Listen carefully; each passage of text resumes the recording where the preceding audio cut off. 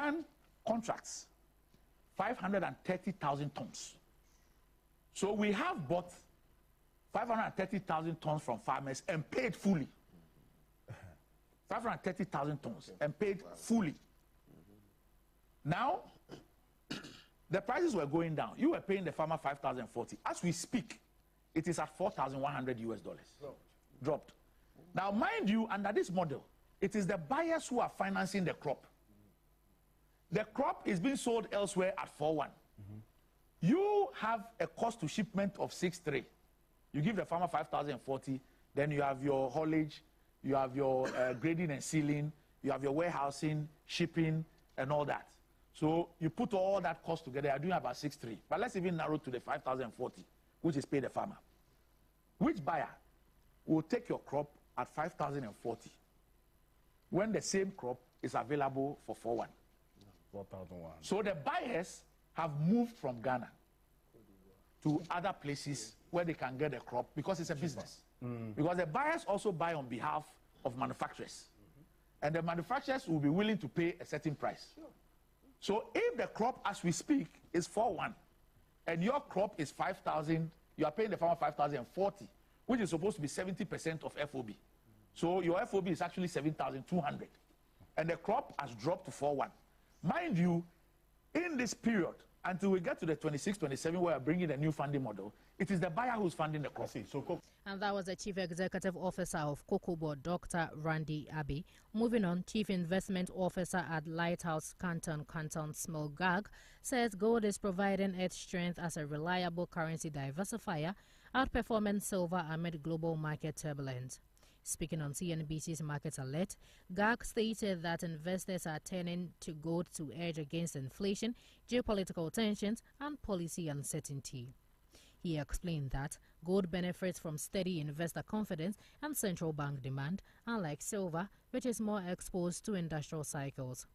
Gag added that gold should be seen as a long-term stabilizer within diversified portfolios, helping investors weather outgoing market volatility.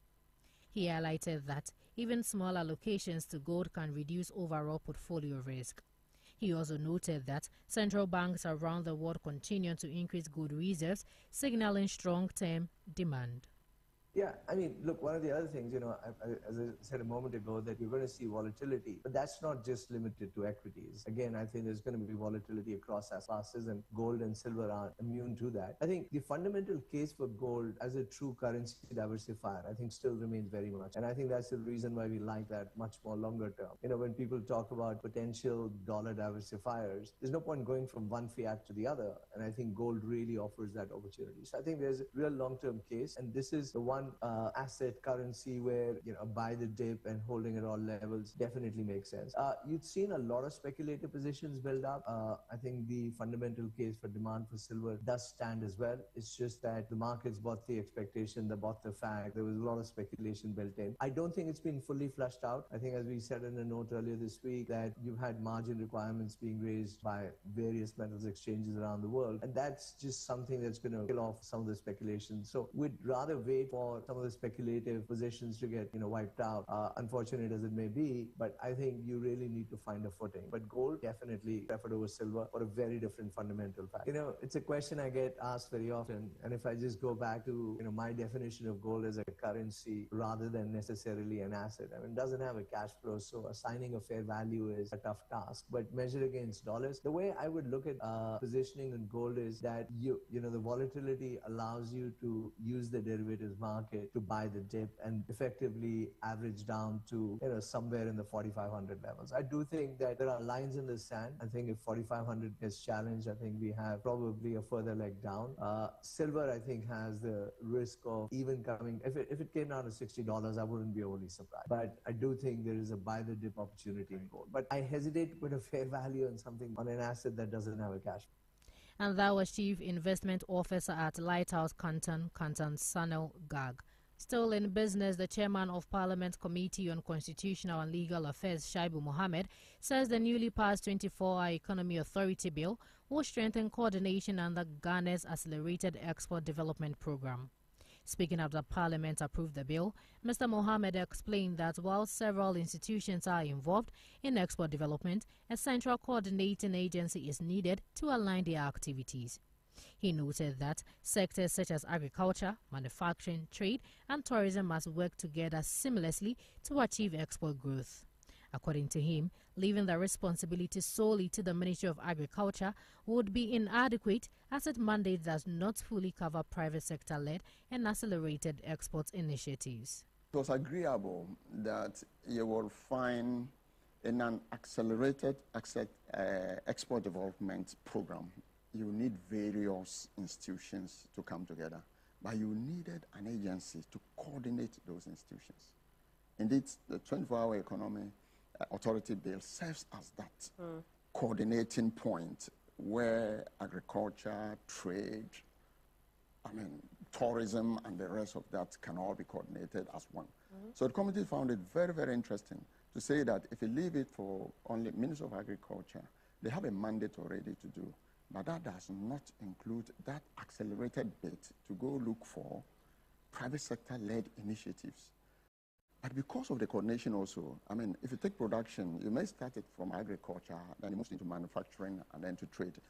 There, you are just talking about three different ministries or institutions working together.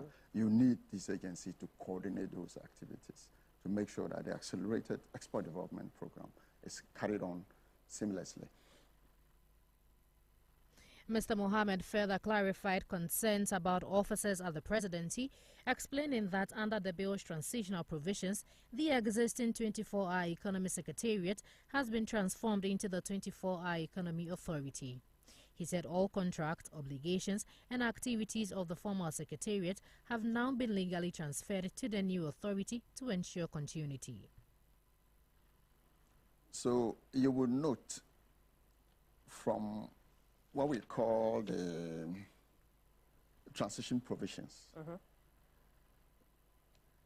So, and if you like, I read that one for you, because we are doing bill and then act making. Right. So when you do a transitional provision, it tells you that there is an existing establishment that you are legislating to make a transition from where they are into the new thing. So the same office that existed, that is called the 24-hour Economy Secretariat, is what has been transformed to the 24-hour authority. And so all acts, contracts, whatever that were done or to be done by the Secretariat are now subsumed in the authority that has been created. So that transitional provisions ropes in all activities. And that was the chairman of Parliament's Committee on Constitutional and Legal Affairs, Shaibu Mohammed.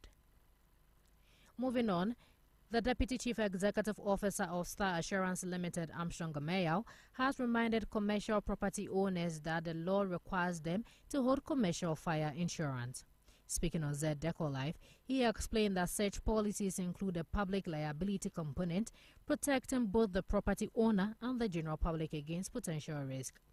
Mr. Mayor added that the Ghana National Fire Service and other regulatory agencies collaborate to inspect and verify commercial fire insurance certificates, ensuring compliance and safety standards are met. He emphasized that adhering to these insurance requirements not only satisfies legal obligations, but also safeguards businesses, employees, and the public against unforeseen fire-related losses. We have a lot of clients who are who occupy spaces in the market, who insure with us. A lot of them are tenants and they insure their stockers.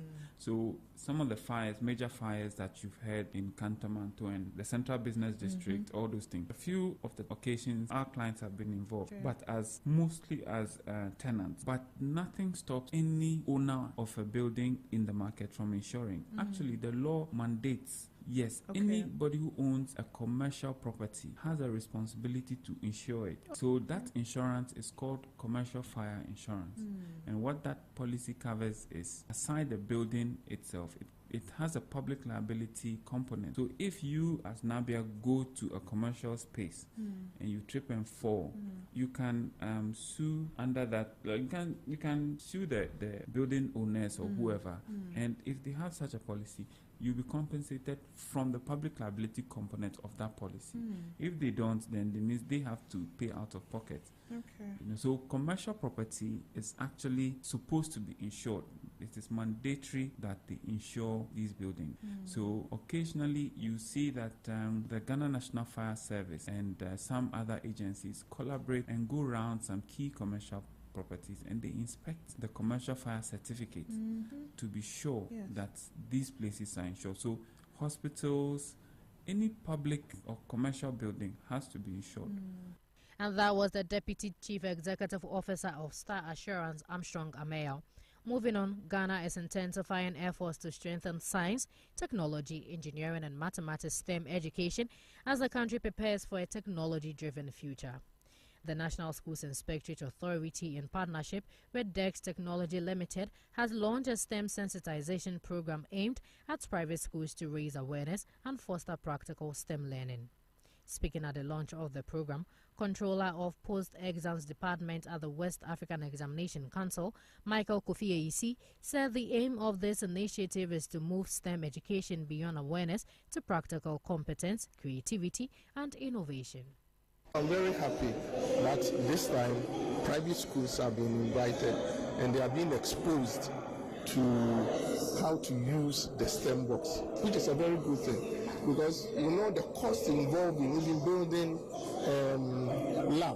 science labs in schools is so huge. So if you look at this one, at least the government should be able to subsidize or even buy it for all schools. Also, Inspector General of NASIA, Professor Azeku Salifu Tahiru, noted that the program aligns with Ghana's broader education transformation agenda, particularly efforts to mainstream STEM education and enhance digital literacy among young leaders. If you look at where we are now, most of the learners we have are not exposed to the practical aspect of what the curriculum they are implementing in the schools. So look at last year, YE result, for example, in many schools, the learners fail in maths and science.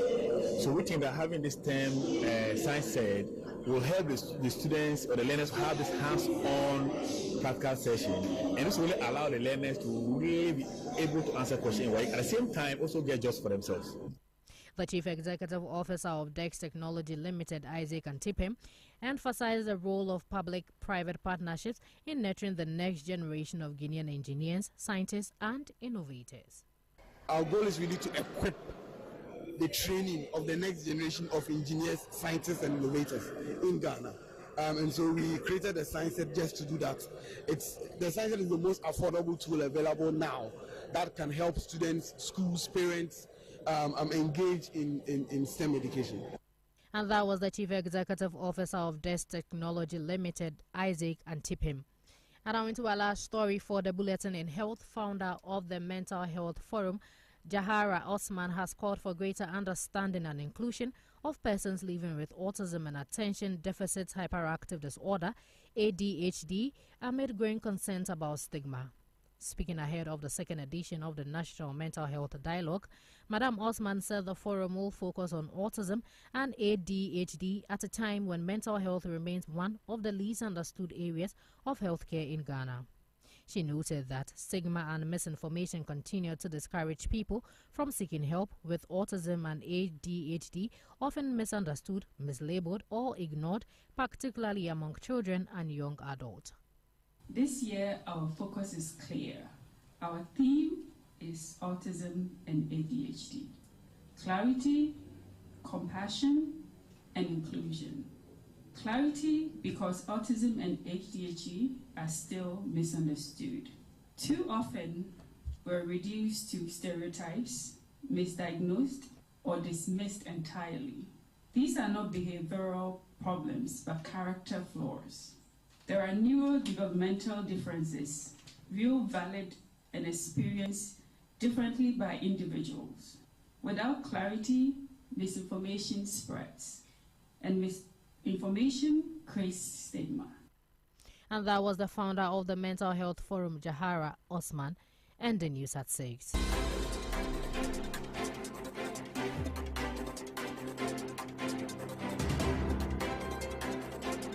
And this is where we draw the curtains on Z News at 6 on 101.9 ZFM. But before we go, a recap of our headlines. The Chief Executive Officer of Cocoa Board said high prices drove buyers away from Ghana's cocoa. Also, Parliament has passed the 24-hour economy bill to coordinate export growth. And in other news, science, technology, engineering and mathematics sensitization program targets private schools across Ghana. These and many more stories were brought to you from our studios here at number 6 Sanyete Avenue, East Legon, Accra. For more news, you can log on to www.zmultimedia.com, or you can follow us on Instagram, Facebook and X at ZFMGH, and on TikTok and YouTube at Z Multimedia. Thank you for listening. Do enjoy the rest of our programs. Have a good morning. Once again, I am Praise Bell Rosemont Labi. Up next is the Business Breakfast Show. To stay with us.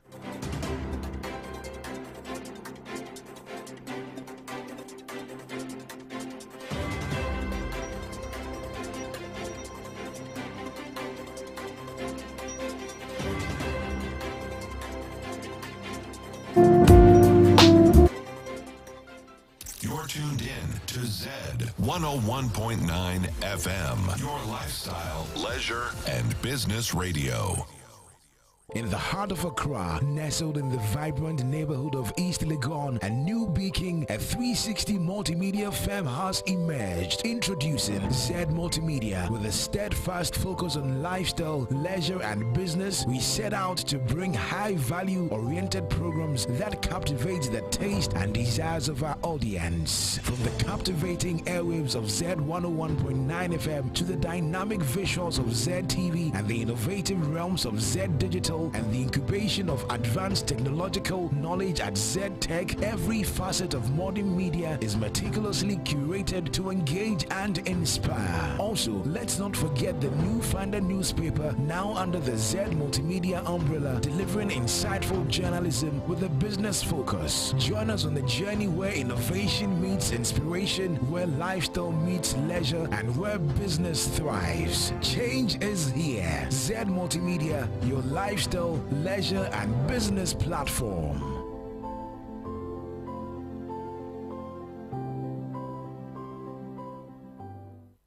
You're tuned in to Zed 101.9 FM, your lifestyle, leisure, and business radio.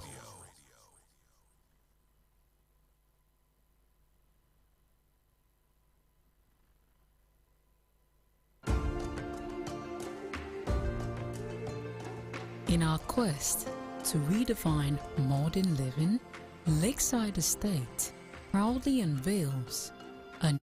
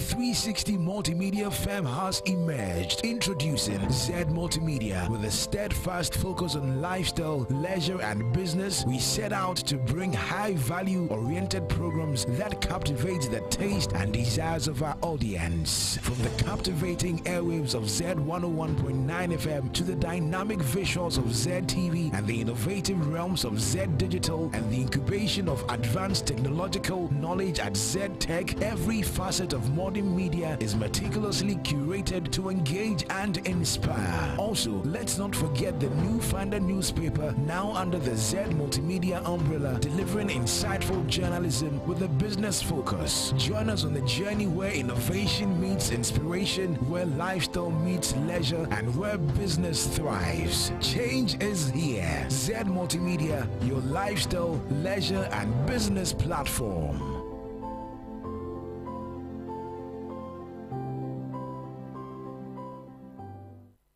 You're tuned in to Zed 101.9 FM, your lifestyle, leisure, and business radio.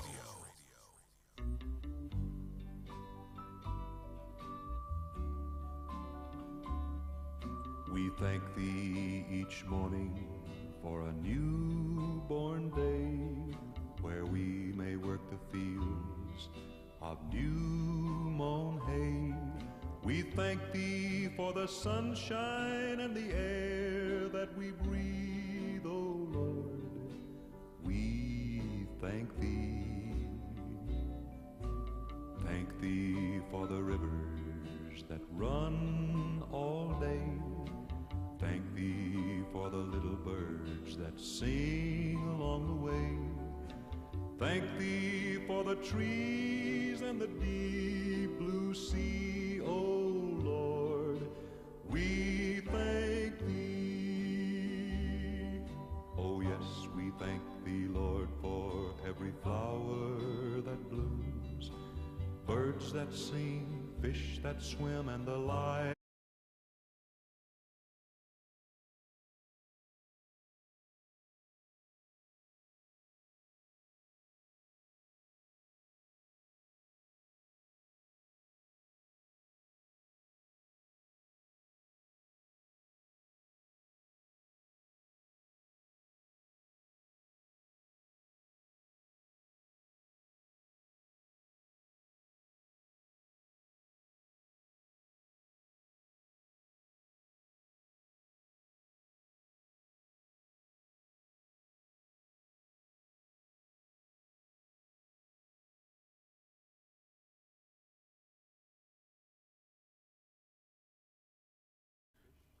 A very warm welcome to a brand new week. Just a little reminder of a simple truth. An optimistic mind, backed by hard work, will always produce the right results. Optimism alone is beautiful, but without action will remain only a wish. Hard work alone is powerful, but without a positive mindset, it becomes exhausting. When you combine clear optimism with disciplined effort, you create momentum, and momentum creates productivity. This week, I'd like you to choose to think right, speak right, and act right. Train your mind to expect progress and not problems. See opportunities, not obstacles. You want to note that every great achievement begins as a positive thought, but it becomes real only when matched with deliberate effort. Hard work is not about doing everything. It is about doing the right things consistently. Small, disciplined actions repeated daily outperform grand intentions that never leave the planning stage. As you step into the week, rise with purpose. Remember, your productivity this week is not determined by luck, but by mindset and effort. Think positively, work diligently, and refuse to quit. This is your week to grow, your week to win, your week to make meaningful progress. Go into it with optimism and back it with hard work. This is how I wish you a productive, powerful, and purpose-driven week. Good morning. We thank thee for the fields where the clover is grown.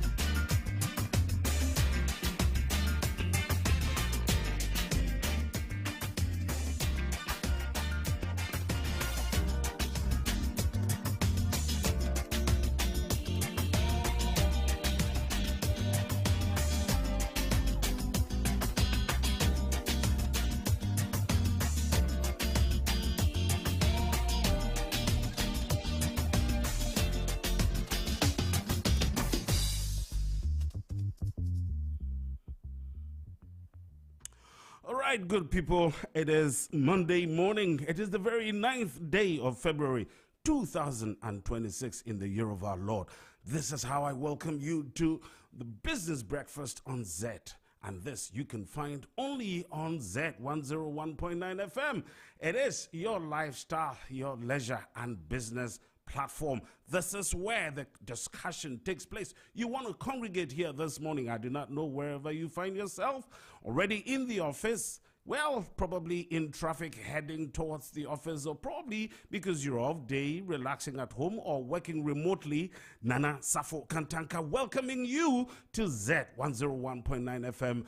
This is the Business Breakfast on Zed. Well, this morning, a lot of things coming your way, and I'd like you to stay put wherever you find yourself, because we've already come your way with motivation. And so in a little while, we'll be bringing you the news headlines, a review of the news headlines, and that will take place before 7 a.m. Exactly at 7 a.m. We'll be coming your way with the business news, of course. This is where all the business discussions and coverage will take place. So you want to stay put and get the best of the headlines, even from the business news at 7 a.m. Exactly at 7:30, we'll be coming your way with Business Brief. And today we'll be looking at a very interesting topic that interests every single person in this whole wide world. You find yourself in Ghana, probably in the Greater Accra region, and precisely in Accra. What is it that the economy of this nation, and how does it impact you? We're talking about inflation. We all know how inflation has been running downwards like nothing and like no one else's business. But how does it impact you? How does it impact your business? How does it apply to your corporate entity? Today, we'll be bringing you some very interesting discussions about the impact of inflation. And so at 7:30, Business Brief will come your way. Exactly 10 minutes later, 7:40 a.m., I'll be coming your way with Transport Today, and that will be presented by Solomon Tete Nate. And we'll take a spot of music, and after that, when it is 8 o'clock, we'll be bringing you Market Trends. And that's where our in-house economic analyst, Emmanuel Boateng, will be bringing you some interesting perspectives from what has been happening on the government sale of bonds. That is what we'll be looking at on Market Trends today. And at 8:30, probably at the very latest, we'll be bringing you the round table. And today, as I've already hinted, we'll be looking at the deflationary perspectives that's been going on. Inflation has been coming down over the period. And just last week, we were told that we're about 3.5. Woo! How has it happened, and how has it impacted you? You want to stay put, don't go anywhere. This is Zed 101.9 FM, your lifestyle, business, and leisure platform. Don't go anywhere. It's exactly 41 minutes gone past the hour of 6. And shortly, we'll be bringing you the news headline. Until then, we are bringing you a very short spot of music, and this is entitled Mo, and it is coming from PSA Esther. Sit, relax, and enjoy. New country is right here. Today's best country for the best in new country. And it kicks off right now. All you need is the Country Megaton for free.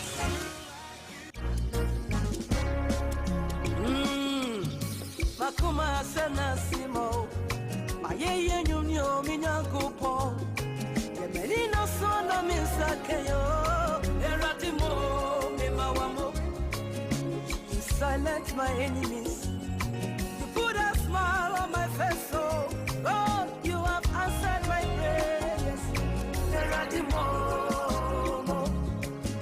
You silent them, yes, you silent them.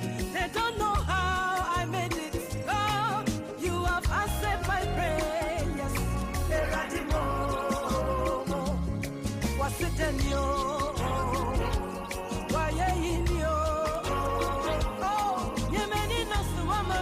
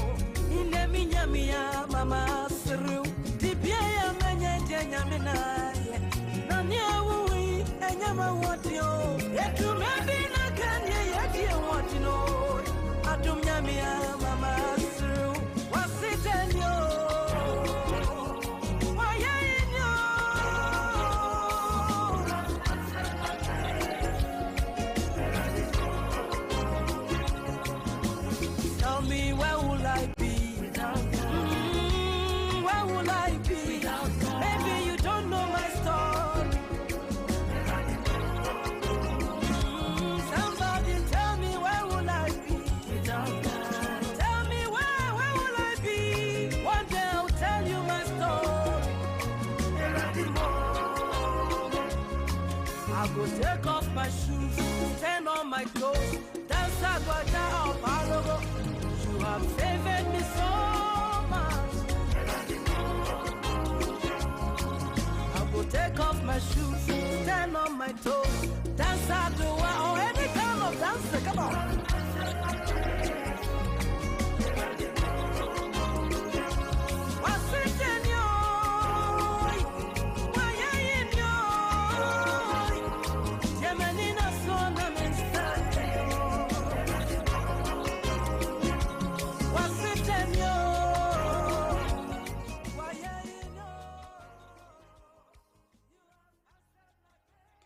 All right, good people out there. It is still Business Breakfast on Zed, BBZ on Zed 101.9 FM. Exactly 15 minutes to the top of the hour. 6:45 is what I'm talking about. And now time for us to go through the news headlines. And this morning, we're starting with the New Finder newspaper. Banner headline: traffic congestion silently drags on Ghana's GDP.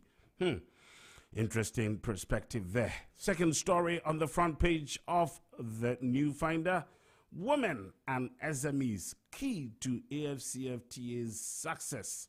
And this is coming from the Trade Minister.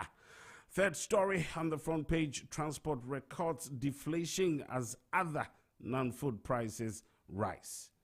And of course, low insurance literacy misconceptions hamper industry growth. And Ghana was hit just this weekend with that sad story of the passing of the legendary Ebo Taylor. We're talking about one of the foremost fathers of high life. You would find the biography of Ebo Taylor inside the New Finder. You want to go look out for it and read. We'll switch straight to online, and we'll be looking at the Zed multimedia online platform and many stories that you can find there. I see Shatta Wale sets conditions for reunion with Stone Boy. This will be a powerful moment for Ghanaians to relish. Ghana's recovery, and we're talking about economic recovery, faces key test post, and this is coming from the International Monetary Fund report. What are the other stories that you would find on ZFM Online, Z Online, I should say, Z Online? Well, some sporting stuff there. Ludogorets condemn racist abuse of Bernard Tekpete after Super Cup win. That was a sweet one. Well, some of the stories that you would find in the sporting world is about delay in Nana Pule's murder case could drive fans away from the stadia. Well, we'll move on to My Joy Online, and what are some of the stories that we would find over there? Majority Caucus calls for cancellation of Ayawaso East primary over vote buying allegations. Well, this has been rife on social media since the last weekend, and this is what is happening within the camp of the National Democratic Congress. And as you know, you are on Zed, your lifestyle, leisure, and business platform. Well, we're moving on to other platforms, and we're looking at City Newsroom Online, and the banner headline there says Akufo-Addo leads Commonwealth Observer Group for Bangladeshi polls. What else do we have right there? Rename Kotoka Airport after Kwame Nkrumah, and this is coming from Vitus Azim. And of course, you will still find over there Standard Chartered Stanbic lead as customer experience redefines banking competition. Well, the elections over the weekend in the NDC camp, the Ayawaso East by-election to elect the candidate for the upcoming by-elections in Ayawaso East is awash on all the media platforms that you would find. Well, what else do we have on... this is Channel 1 TV online, and what does it say? Inusa Fuseni replaces Ayariga on NDC Ayawaso East Probe Committee. We all know that that committee that was set up, the 3-month committee, we had the majority leader on it. But the latest is that we have the former MP, Inusa Fuseni, replacing the Honorable Ayariga on the NDC Ayawaso East Probe Committee. What are some of the other stories that we would find on the various online? Well, we've got something on school feeding, and it says that school feeding caterers receive first-term payments. And there's something from the desk of the Office of the Special Prosecutor. The OSP probes NPP, NDC primaries over vote buying claims. Well, looks like this morning it's all about the political parties, and of course some information coming there through from the renaming of Kotoka International Airport, several perspectives and views coming from so many other people. And of course we've got the Daily Graphic online, says get the graphic today. What are some of the major stories that are doing the rounds on the Daily Graphics online portal? Says vote buying allegation in NDC Ayawaso East Primary, OSP launches investigation. Well, what Ghana's falling inflation really means for economic growth. If you went onto the platform of the Daily Graphic online, you would find that story as well. Some business stories also over there. Says AFCFTA risks becoming a beautiful document without SME reforms. We need to look at that. That is something worthwhile because, well, the African Continental Free Trade Area came with so much exciting news to the whole of Africa, and particularly for Ghana, because the headquarters and the secretariat was actually placed in Ghana. It was so exciting to us. But after the secretariat, after Ghana hosting the headquarters, what next? The story on Graphic Online says AFCFTA risks becoming a beautiful document without SME reforms. Of course, the SMEs are a very critical component in ensuring that business sees all the great stuff that's expected of it. Well, we've got the High Street Journal, and what does it say? The vote buying canker. Will Baba Jamal just be the fall guy or a moment to nip menace in the bud? Well, you can imagine all the comments that have come through, and I think that so many others have also come, and it is very interesting. This thing about elections and its consequences have been a lot of, or have generated all the conversations all over the place, and I think that this is worthwhile discussion. But of course, on Zed 101.9 FM, we will be bringing you all the business perspectives that you would require to make your day great. Well, this is BBC News Africa Online, and guess who is making the headlines there? The influential Ghanaian high life musician Ebo Taylor dies at 90. May you sleep in the bosom of the Lord. Uncle Bo, you have done your bit, and the whole world recognizes this. Well, how off-the-shelf drones are changing jihadist warfare in West Africa is also making the rounds on BBC Online, and this is precisely News Africa. Well, what is next? What can we find over there? CNN World, what have we got over there? It says at least 170 killed as gunmen attack village in Nigeria, and this is what officials say. We've also got the story of the passing on of the son of Libya's late dictator Muammar Ahmed Gaddafi shot dead by gunmen, political team says. Well, what else do we have on CNN Africa? Says you escape or you die. African men say Russia duped them into fighting in Ukraine. Well, there's probably fallouts that are coming from the ongoing aggression and the war right between Russia and Ukraine. This is an interesting one which says that you escape or you die. African men say that Russia duped them into fighting in Ukraine. I am sure that this will be something that would interest you if you went on to CNN Online. You would find that there. Well, what else do we have on Bloomberg? What is the big deal on Bloomberg? Bloomberg.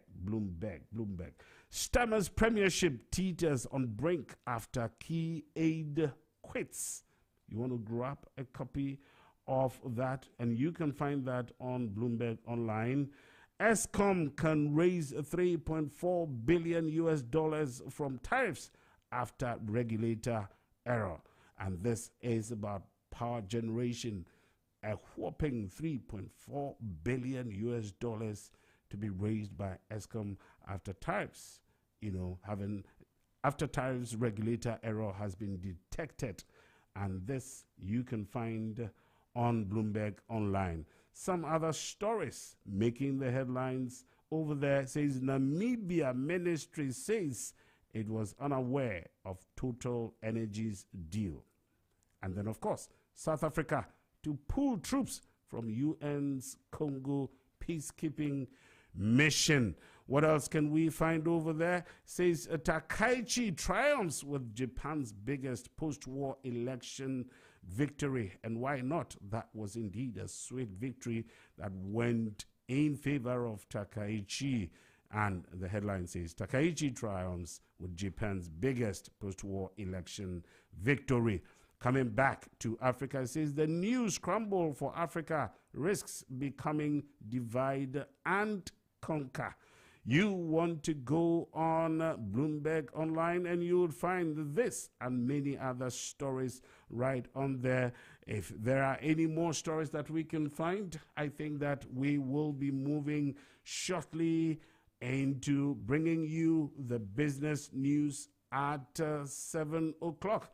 But until then, let's see if we've got any more stories that are coming on from ZFM's stable. Of course, the new finder have got a few more stories that we can look at. What else do we have? Says, and this is from the new finder. Government should guard economic gains after IMF exit. And this is from a financial aspect. And the story was done by Solomon Nate. Of course, the in-house economic analyst calls for region-specific economic policies. All these you can find in the new finder. Low insurance literacy, as I did indicate earlier on. Misconceptions hamper industry growth.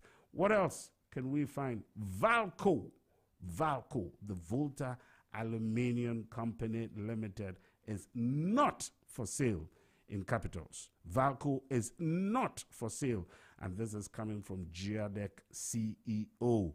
Well, what other stories do we find in the new finder? Africa must move from talk to action. And this is coming from the good old Professor Lumumba. Africa must move from talk to action. We've been talking for far too long as a continent. And the call to action couldn't have come from a better source than Professor Lumumba. Let us move from talk to action. What is the other stories that we can find in the new finder newspaper? It says Ghana police enforce standardized uniforms for private security officers.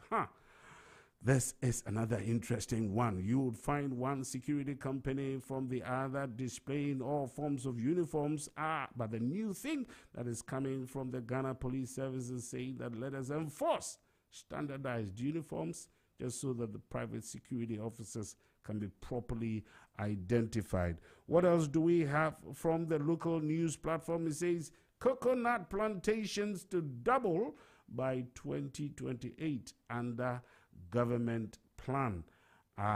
coconut plantations to double. Of course, coconut has been so popular lately and everybody is going for coconut. First term school feeding funds released nationwide. And of course, another story that you can find on there says Deputy Education Minister appeals to university unions to call off the strike. And this and many others you can find in the New Finder newspaper. And of course, if you went online, you can find several other stories there as well. But this is what we bring to you on the headline news, headline review on Z 101.9 this 9th day of February 2026 in the year of our Lord. This is your lifestyle, it is your leisure and your business platform.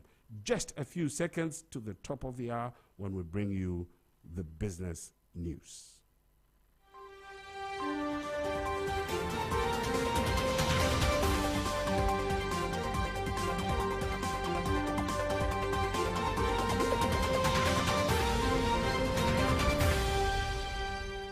It's now time for the business solutions to support struggling cocoa farmers. Also, MIIF targets critical minerals and U.S. equities in 2026 strategy. And then Chartered Institute of Marketing Ghana launches accelerator program to fast-track marketing lenders. These and many more stories will be coming your way shortly. To stay with us, I am Praise Bell Rosamond Labi. Thank you for staying with us. And now the news in detail to our first story. The Chief Executive Officer of the Ghana Cocoa Board, Dr. Randy Abbey, says urgent steps are being explored to support cocoa farmers facing growing economic challenges. Speaking on the difficulties confronting the sector, Dr. Abbey acknowledged the pressure from rising production costs, climate-related risk, and funding constraints that have affected farmer incomes in recent seasons. He assured farmers that Cocoa Board is actively working on solutions to ease their burden. Dr. Abbey noted that Cocoa Board is engaging government and industry stakeholders to design interventions focused on financing, productivity and sustainability. Cocoa remains a key contributor to Ghana's export earnings. Moving on, the Chief Executive Officer of the Ghana Integrated Aluminium Development Corporation, Randolph Chumesi Ankra, has warned that the volatile aluminium company Valco risks total collapse and further job losses if urgent steps are not taken to attract private investment. He clarified that the government's plan to bring in a strategic partner is aimed at rescuing the struggling smelter, not selling it. Valco, with a nameplate capacity of 200,000 metric tons, currently produces only about 35,000 tons while consuming nearly the same amount of power, making operations unsustainable. By January 2025, its debt has risen to about $450 million. Mr. Chumesi Ankra said modernizing the over 60-year-old plant would require about $600 million, which the state cannot afford. Without immediate action, he warned, Valco could shut down completely, threatening hundreds of jobs.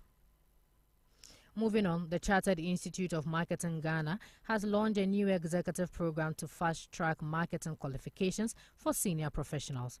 The program, called the CIMG Accelerator Marketing Program, is designed for executives, entrepreneurs, and senior leaders seeking advanced marketing skills without years of traditional study.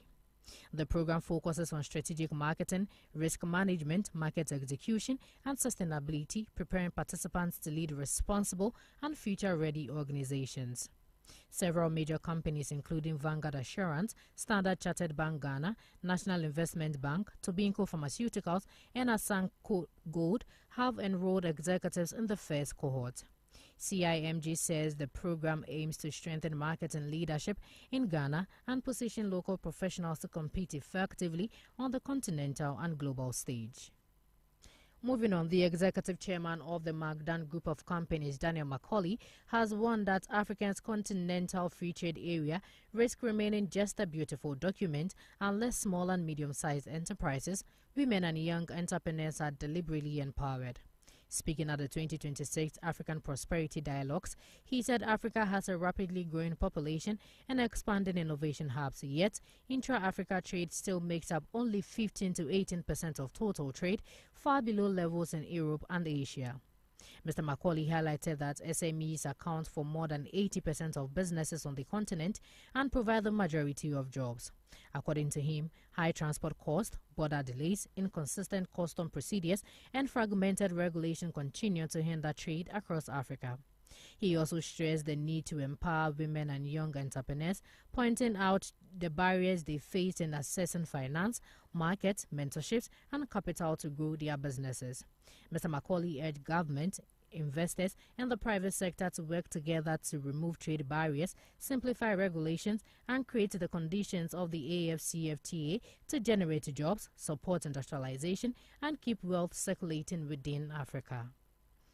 Moving on, the Ministry of Fisheries and Aquaculture Development has begun fast-tracking the implementation of Ghana's first marine protected areas as part of efforts to strengthen the country's blue economy. The move follows a high-level meeting between the Fisheries Minister, Emilia Arthur, and members of the Marine Protected Areas Technical Advisory Committee to review progress and outline next steps. The proposed protected zones are located in the ecological significant Greater Cape 3-point area in the Western region. The ministry says the marine protected areas will safeguard critical fish breeding grounds while supporting the long-term sustainability of artisanal fishing. Cabinet approved the establishment of the MPAs in October 2025, paving the way for implementation. Officials say community acceptance is central to the project, prompting an extensive public education campaign targeting coastal communities.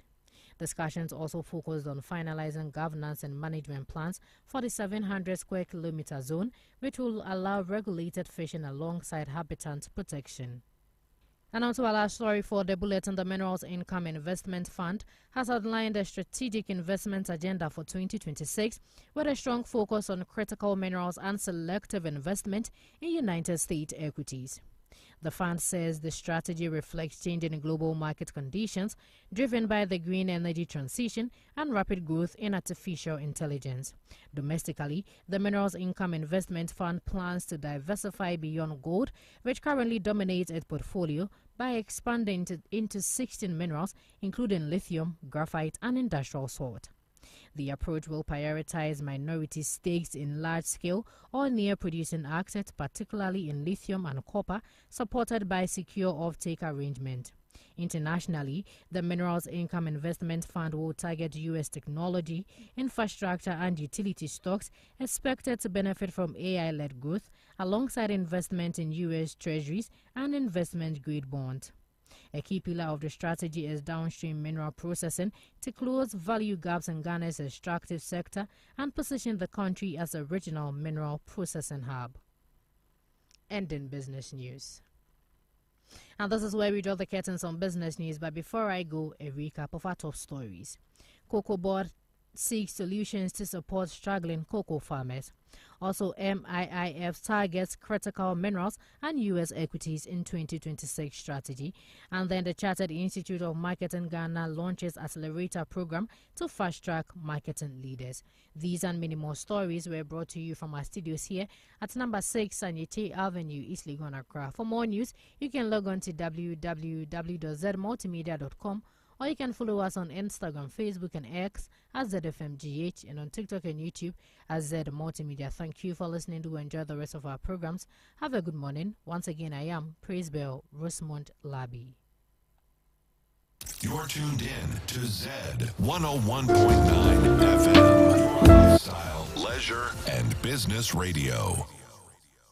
In the heart of Accra, nestled in the vibrant neighborhood of East Legon, a new beacon, a 360 multimedia farmhouse emerged. Introducing Zed Multimedia. With a steadfast focus on lifestyle, leisure, and business, we set out to bring high-value oriented programs that captivate the taste and desires of our audience. From the captivating airwaves of Zed 101.9 FM to the dynamic visuals of Zed TV and the innovative realms of Zed Digital Digital and the incubation of advanced technological knowledge at Zed Tech, every facet of modern media is meticulously curated to engage and inspire. Also, let's not forget the New Finder newspaper, now under the Zed Multimedia umbrella, delivering insightful journalism with a business focus. Join us on the journey where innovation meets inspiration, where lifestyle meets leisure, and where business thrives. Change is here. Zed Multimedia, your lifestyle, leisure, and business platform.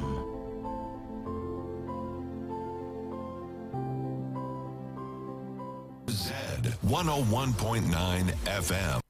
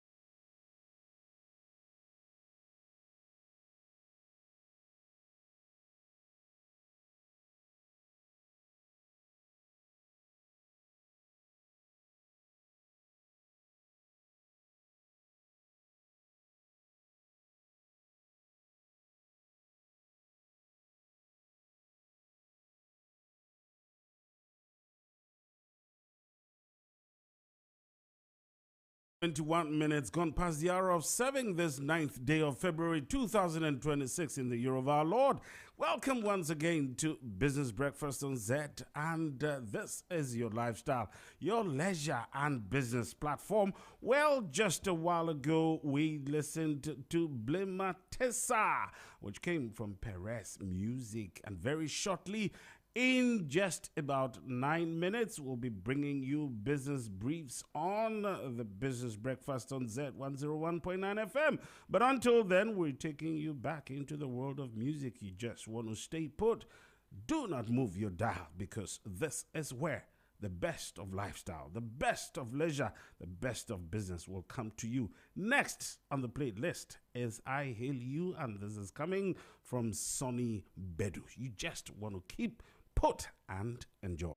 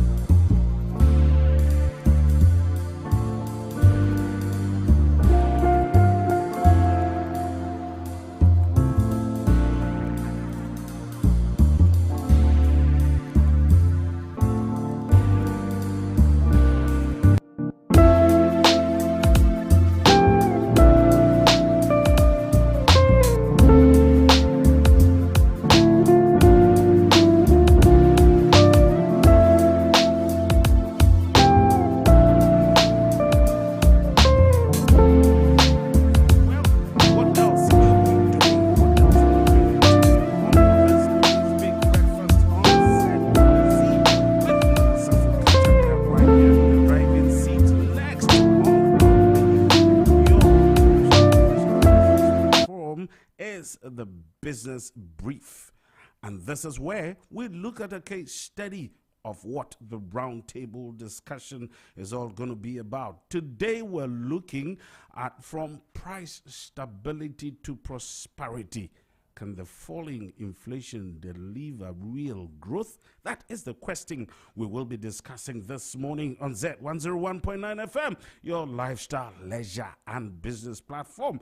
What is the case study that we have this morning? And as usual, we'll bring you your dummy business entity or the business person. And this morning, we're looking at Madame Santua, who is a wholesale tomato and pepper trader operating between Techiman and Accra. And for those of us who have been to the middle belt of this country, Techiman and its environs have been noted for tomatoes and pepper trading. So Santua operates between Techiman and Accra.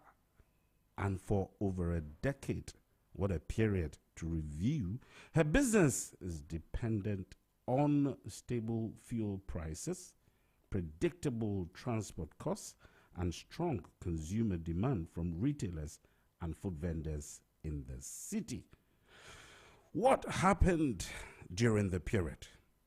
High inflation hit, and the business comes under severe pressure.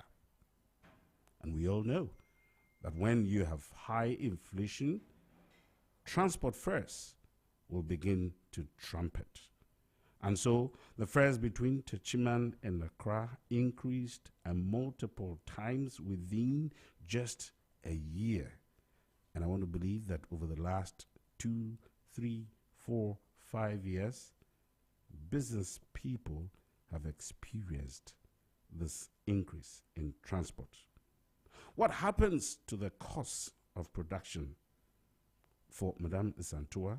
The cost of baskets, storage, and market tolls rose sharply because everybody is striving to redeem their cost of production.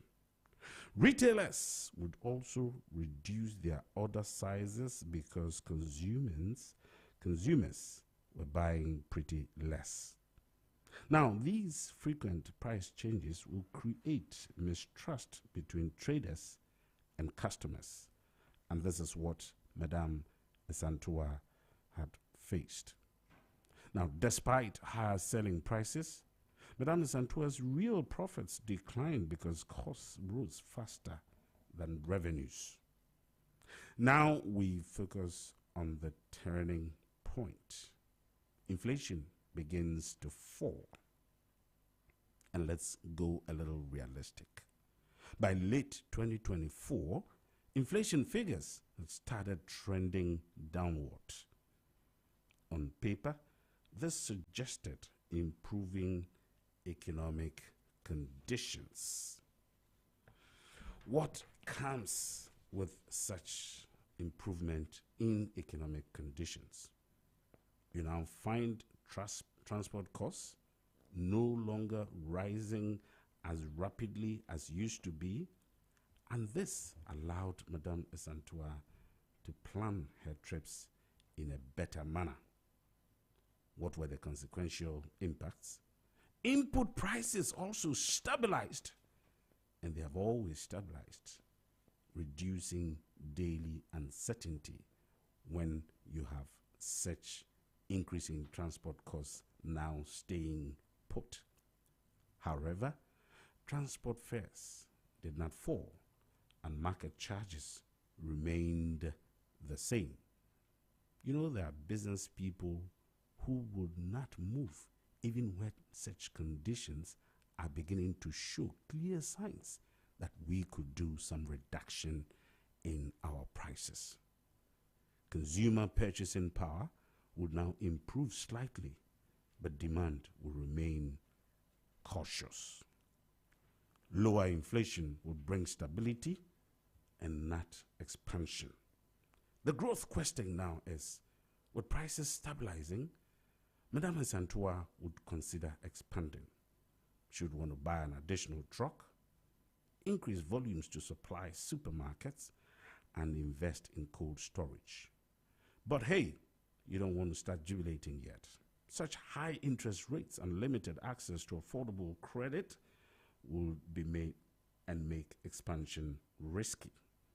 Banks would still be cautious, and loan repayments would wipe out such slim margins. At home, the household will face similar realities. School fees and rent would remain high. Food costs would no longer rise that sharply, but savings would be depleted during the inflation spike. Lower inflation would ease stress, but would not rebuild lost wealth. What are the takeaways from this experience? Falling inflation would improve predictability, but not reverse the past damage, and would have to examine that. Real growth would require lower borrowing costs and stronger demand. For formal and SME businesses, access to credit, so critical, is as important as price stability. Now, households would need income growth, not just slower price increases. Well, dear listener, in our roundtable discussion, we will be looking at why do prices not fall when inflation declines? What are the policies that will be required after inflation stabilizes? And how can traders and SMEs transition from survival to growth? At what point will consumers feel economic recovery? Don't go away. When it's time for the roundtable discussions, we will be delving much deeper. Now the time is 20 minutes to the top of the hour. Exactly 40 minutes gone past the hour of 7. What is next? Transport and traffic news round the world. And my very good friend, Solomon Tete Nate, is right here. My brother, good morning. Good morning, Nana.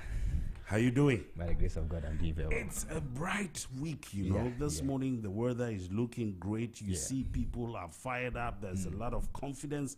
People are now beginning to fly to and from work. People are driving to and from work. And all these creates a lot of uncomfortable challenges for the people. What do you have for your listeners? All right, so it's time for transport today, and actually there are some, traffic in town that we'll be looking at. There are some points or some areas that you could experience some traffic. There are some areas that there's no, there's less traffic, that you also need to take note of. But before I come into the traffic update, let me start with the flight schedules for today, and I'm starting with Passion Air Accra to Kumasi. So Accra to Kumasi Passion Air morning flights are 6:20 a.m., 8:50 a.m. and 11:20 a.m. Afternoon flights are 1:50 p.m. and 4:20 p.m. and then the evening flight is at 7:20 p.m. It takes 40 minutes to get to your destination. Now Accra to Takoradi Passion Air morning flight is at 6:20 a.m. and then afternoon flight is at 4:20 p.m. Morning flight 6:20 a.m. and then afternoon flight 4:20 p.m. and it takes 50 minutes to get to your destination. Now Accra to Sunyani Passion Air has only one flight available for the day at 9:10 a.m. and it takes 1 hour to get to your destination. Accra to Wa also has only one flight available for the day at 9:50 a.m. and it takes 1 hour 40 minutes to get to your destination. Now let's look at Accra to Tamale for Passion Air, how their flight schedule looks like today. So Accra to Tamale Passion Air morning flight is at 6 a.m. and then afternoon flights are 12:20 p.m. and 4 p.m. and it takes 1 hour to get to your destination. So that's for Passion Air. Now let's look at Africa World Airlines, how their schedule also looks like today. And so Africa World Airlines Accra to Kumasi morning flights are 6:20 a.m., 8:40 a.m. and 9:40 a.m. 6:20 a.m., 8:40 a.m. and 9:40 a.m. Afternoon flights are 12 p.m., 2:20 p.m., 3:10 p.m. and 4:40 p.m. 12 p.m., 2:20 p.m., 3:10 p.m. and 4:40 p.m. and then the evening flight is at 7 p.m. It takes 40 minutes to get to your destination. Now, Accra to Sakradi Africa World Airlines morning flight is at 7:20 a.m. and then afternoon flight is at 4:30 p.m. and it takes 40 minutes as well to get to your destination. Now, finally, Accra to Tamale Africa World Airlines morning flight 6:30 a.m. and 9:30 a.m.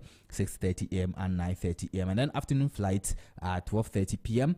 and 3:30 p.m. 12:30 p.m. and 3:30 p.m. and it takes 1 hour to get to your destination. So that's the local flight schedules for today. Now let's look at the traffic situation in town, and today I'm coming to you from Tema and also Ashaman. So currently on the Michelle Camp route at Ashaman, right from Afariwa Junction to Michelle Camp, there's massive traffic on that stretch as we speak, and so you should take note of that. And that's the Akosomo Tema Road, and so that's for you for the traffic update around that area. And also there's traffic spotted at the Mamen's Leisure Park on the same Akosomo Tema Road, and so you should also take note of that if you are using that stretch at the moment. And so that's for you. And coming to Tema, at Tema Community 25, there's traffic, massive traffic around that area, especially where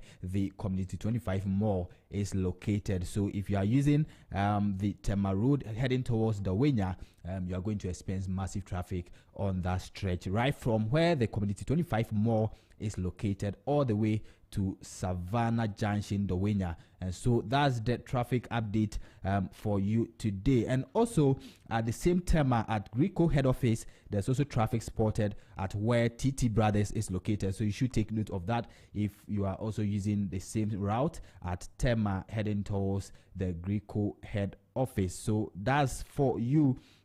The traffic update for you around Tema. Now let's come back to the Accra main road, and that's from Accra Mall heading towards Accra Central. So currently there's also traffic on the Liberation Road at where Marina Mall Airport City is located, and that's Airport First heading towards the Lancaster Hotel. And so that's for you on the Liberation Road. And also there's traffic spotted at Jubilee House heading towards Afrikiko, and so you should also take note of that if you are using the same Liberation Road. And so that's for you, and that's the traffic update for you around that area. Now let's come to the Independence Avenue, where the Immigration Service headquarters is located. There's traffic on the Independence Avenue, and they start from Shankara all the way to MTN Ghana, and so you should take note of that if you are using the Independence Avenue road.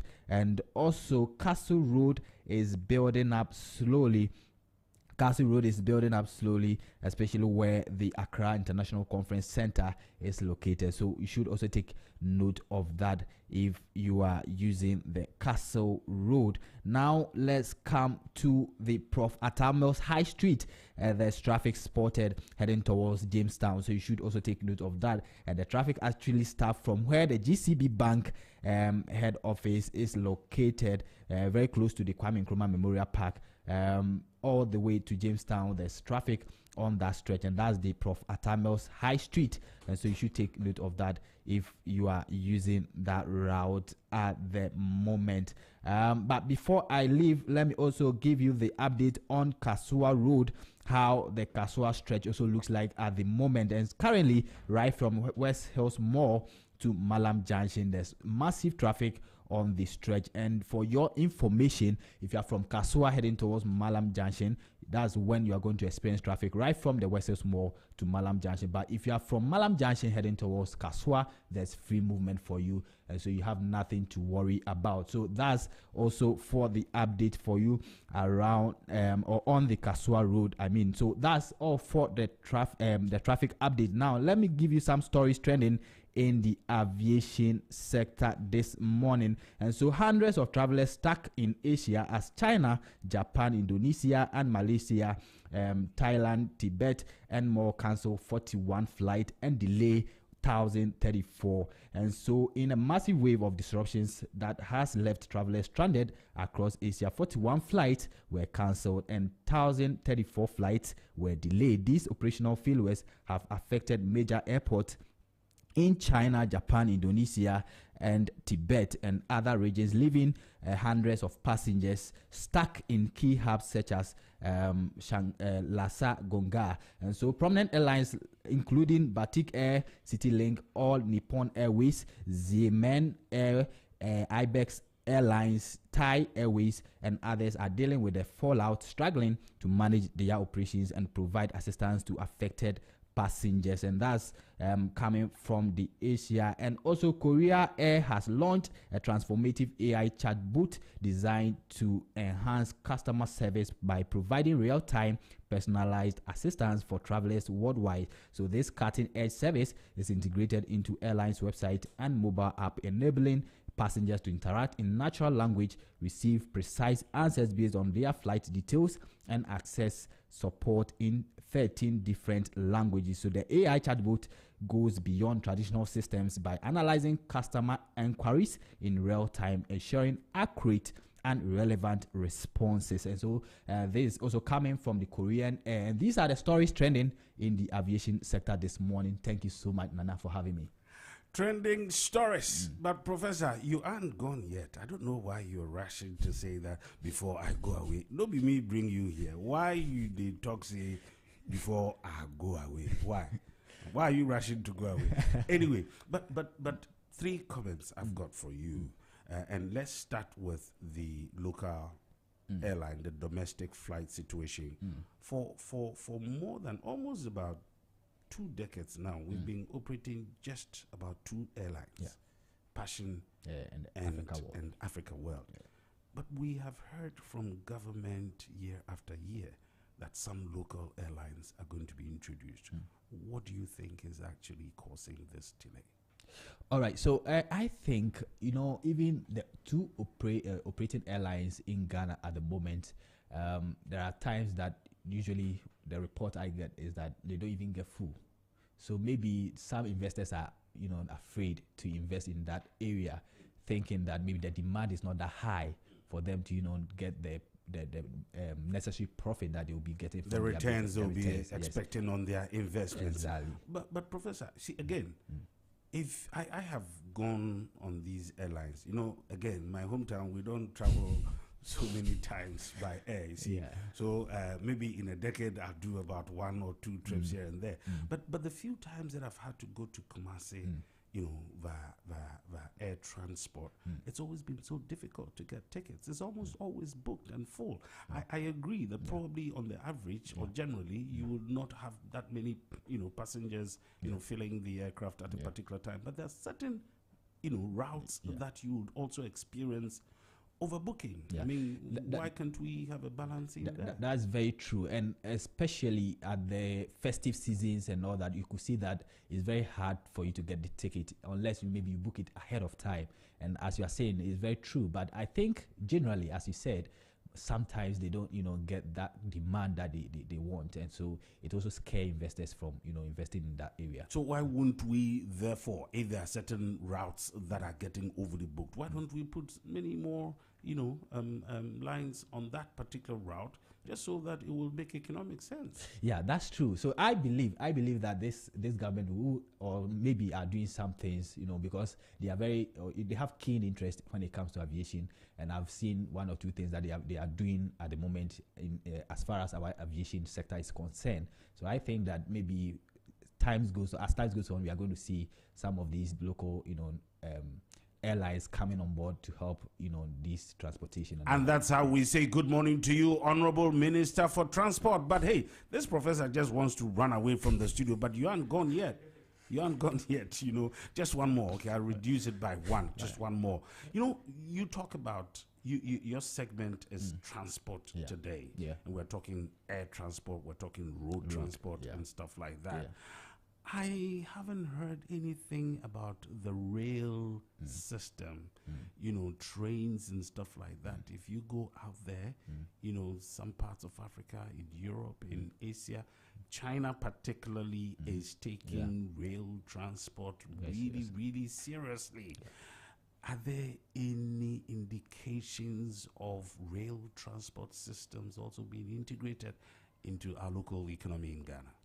Yes, so I think there has been, some few times that they are trying to, bring to life our real sector.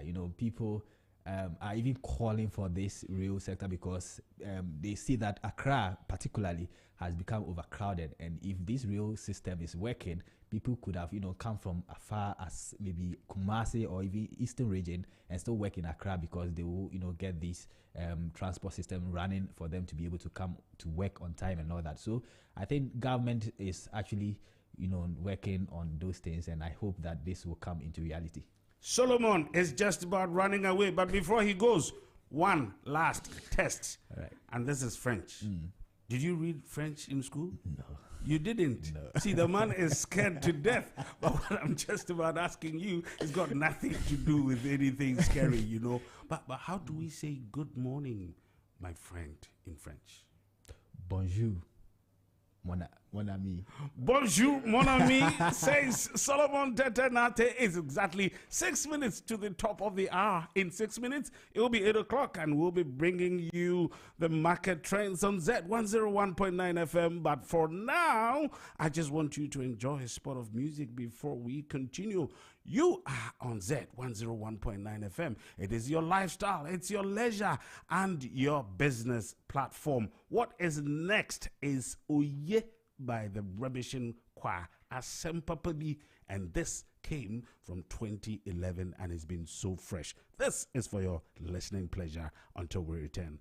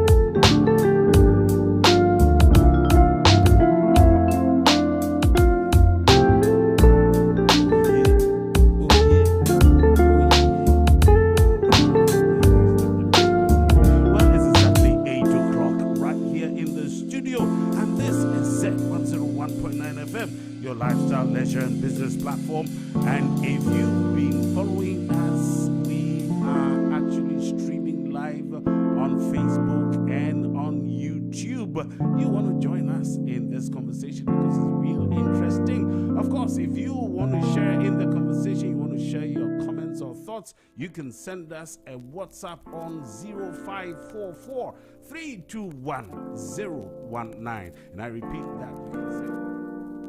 Comment to us on 0544 321 019. And if you want to join in the conversation with your voice and call us, you can reach us on 030395 6641.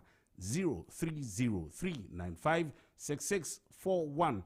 But you can also join the conversation if you want to send us a note via Instagram or on X. You can reach us on ZFMGH. Of course, when it comes to TikTok, it's Z Multimedia, just as YouTube. But Facebook is ZFMGH. But we are also live on www.zmultimedia.com. Now, time for market trends. And the good Professor Emmanuel Boating, the in-house economic analyst, is right on the line. Good morning, Emmanuel. Good morning, Nana. How are you today? I'm doing very well. How are you doing? Well, I am good. But you know that there are rules for the show starting from today. You've got to do your test. Are you ready for the test, Emmanuel? Yeah, I'm ready for the test. You are ready for the test? Yes. Bon. Maintenant, on va commencer et je ne sais pas si vous êtes prêts.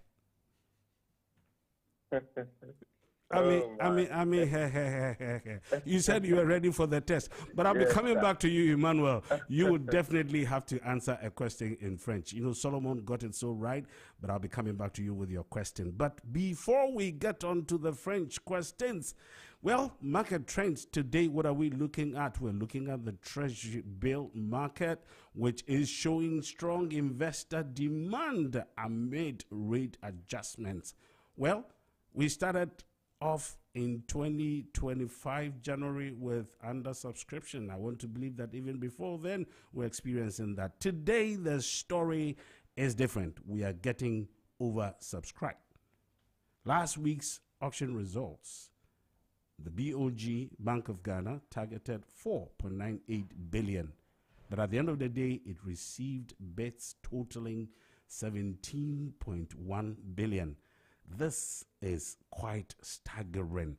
It is more than 300% oversubscribed. You want to tell us what the investor sentiment in Ghana's economy right now is?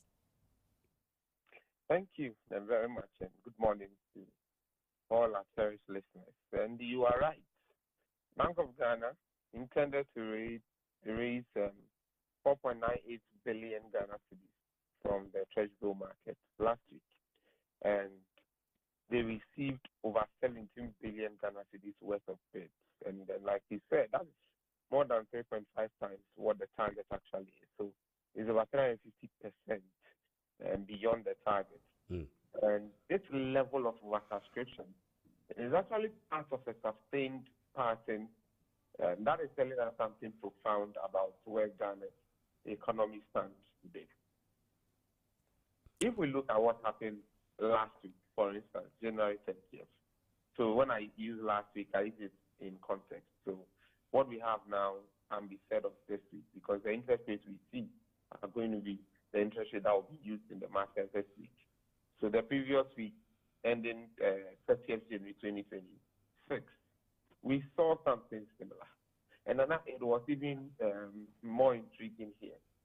The government targeted 7 billion, and the government received 17.1 billion in bids, and they accepted only 12.3 billion of that amount. That was what happened in the previous auction results to this one. The target is 4.98, and they received 17.1 bids. 17.1 billion worth of bids. So the story is similar. The demand is high relative to what government actually wants, and in the end, you see government actually taking more than it had originally targeted or planned to borrow from the treasury bill market. Now, what is driving this flood of capital into government securities? I think inflation has just crashed from over 23.5% in January 2025 to 3.8% in January 2026. That is nearly 20 percentage point drop in 12 months. And that has brought us below the Bank of Ghana's target range of 6% to 10% inflation band. We've also seen in the previous year that the cedi also appreciated by more than 40% against the dollar. And that reversed years of depreciation. When we look at our foreign exchange reserves position, it grew from $9.1 billion to $13.8 billion, providing more than 5.7 months of import cover compared to 4.1 months a year ago. And these are the kinds of numbers that create a safe haven effect. These numbers mean that the economy stands at a good position. A safe haven for an investor is a place where they know they can lock up their funds and they have to go to bed without perhaps saying their closing prayer because they believe that things are good. And so when investors see this kind of macroeconomic stability, low inflation, strong currency coupled with robust reserves, they become confident that their principal is safe and their returns are going to be meaningful. Actually, I was just about asking the factors that may have been driving all this, but I think you just mentioned it. Yeah. Can you tell us why? I mean, in the recent past, and when I use recent past, I'm talking about the previous government as opposed to the government that we have today that seems to be enjoying all these good things and all that. I think that something right is being done. But can you tell us why in the past it was very hard, it was so difficult, to achieve some of the targets that had been set? And yet today, even when we set the targets, we're shooting beyond, what we predict. Well, I think that when I look at what happened in the past, Nana, I think sentiment played a very key role. And I say that because, you see, we got to a point where investors didn't have confidence in the market. And Nana, note that after the finance minister was changed, even the new one that came, Honorable, I think it's Amin Adam, things began changing. So it appeared as though the market had a certain sort of fatigue with what was happening. And the change was very necessary for our market. So I don't even think the recovery started with this new government. I think the recovery started when the previous finance minister was. Absolutely. I think that in the very last quarter, of 2024, we had started seeing it. And you're right when you point to that of the change. And that is an interesting point. As an economist, where will sentiment rather than hard economic principles and policies and plans and decisions, how will that actually sit into the place of sentiment? Thank you. I think that the point is this. You see, sentiment generally reflects what investors believe, think about an economy. It plays a crucial role. You see, it influences their decisions beyond what rational models would do, what rational behavior, what hard work would do. So where investors are having a positive sentiment, I mean situations where there is some level of optimism about jobs, about income, about prices, and the rest of them. Naturally, it encourages spending, which drives demand and economic growth. But that's the intriguing question for me, Emmanuel. I mean, you are an economist. I am not, and I do not intend to be one. But I would have thought that, on a normal day, in normal circumstances and situations, you would want to look at principles and policies rather than, sentiments, which is more, of personal feelings and stuff like that. Yeah. I'm just trying to see how, these sentiments, which would just emanate from an individual, which eventually will affect, a group of persons and stuff like that, how that will overtake that of practical plans, policies, and principles. Thank you. There's such a thing as behavioral economics and behavioral finance. And actually, the economy of a country is first in the minds of its people. Sentiment acts as the economy's psychological engine. Break that engine down and the economy would not move. So even with the strongest fundamentals, negative sentiment and moods can stall growth while optimism can accelerate it. So you need to be able to manage what people think about the economy. You need to be able to manage the psychological engine of economic agents in every economy as you do the hard work on the ground. If you neglect one, you'll be in trouble. And that is why it's very crucial when it comes to managing an economy, your indicators and the rest of them, how people feel about the economy is very great. Now, I see in this country, it plays a very important role, and I know that because of one, inflation. You note that when consumers, in fact, when those who are selling have a certain impression about what prices will be in the future, it affects how they price today. Inflation expectation in this country plays a major role. And so sometimes things are even better and getting better, but people would refuse to reduce their prices because they feel and believe that what I'm seeing is quite ephemeral. It will not last for long. Very soon it will reverse. So the psychological economy is very important, and government needs to be able to work on that. Excellent. So behavioral economics is the kind of tutelage that we're receiving from Emmanuel Boateng this morning in looking at how, the trends have performed over the period. Sentiments beginning to take over principles. But at the end of it all, the psychology of the economy is what will determine how it will operate. Emmanuel, let's move into the interest rate trends. Now, you would realize that the weighted average rates are also showing some very interesting patterns. The 91-day bill, for example, is pegged at about 9.97, almost, 10%. The 182-day is about 11.82. That's also almost 12. And the 364-day bill is already at 12.06. 9.97, 11.82, and 12.06. Why do you think investors are accepting such lower returns on the short-term instruments when the longer-term bills offer higher rates? I think to understand what is happening with our rates today, we need to appreciate what happened even perhaps just recently, a year ago, in our interest rate environment. In January 2025, these same instruments were yielding 10.54. In fact, in January 2022, they were yielding over 30%, more than 25%. That is a bit of context.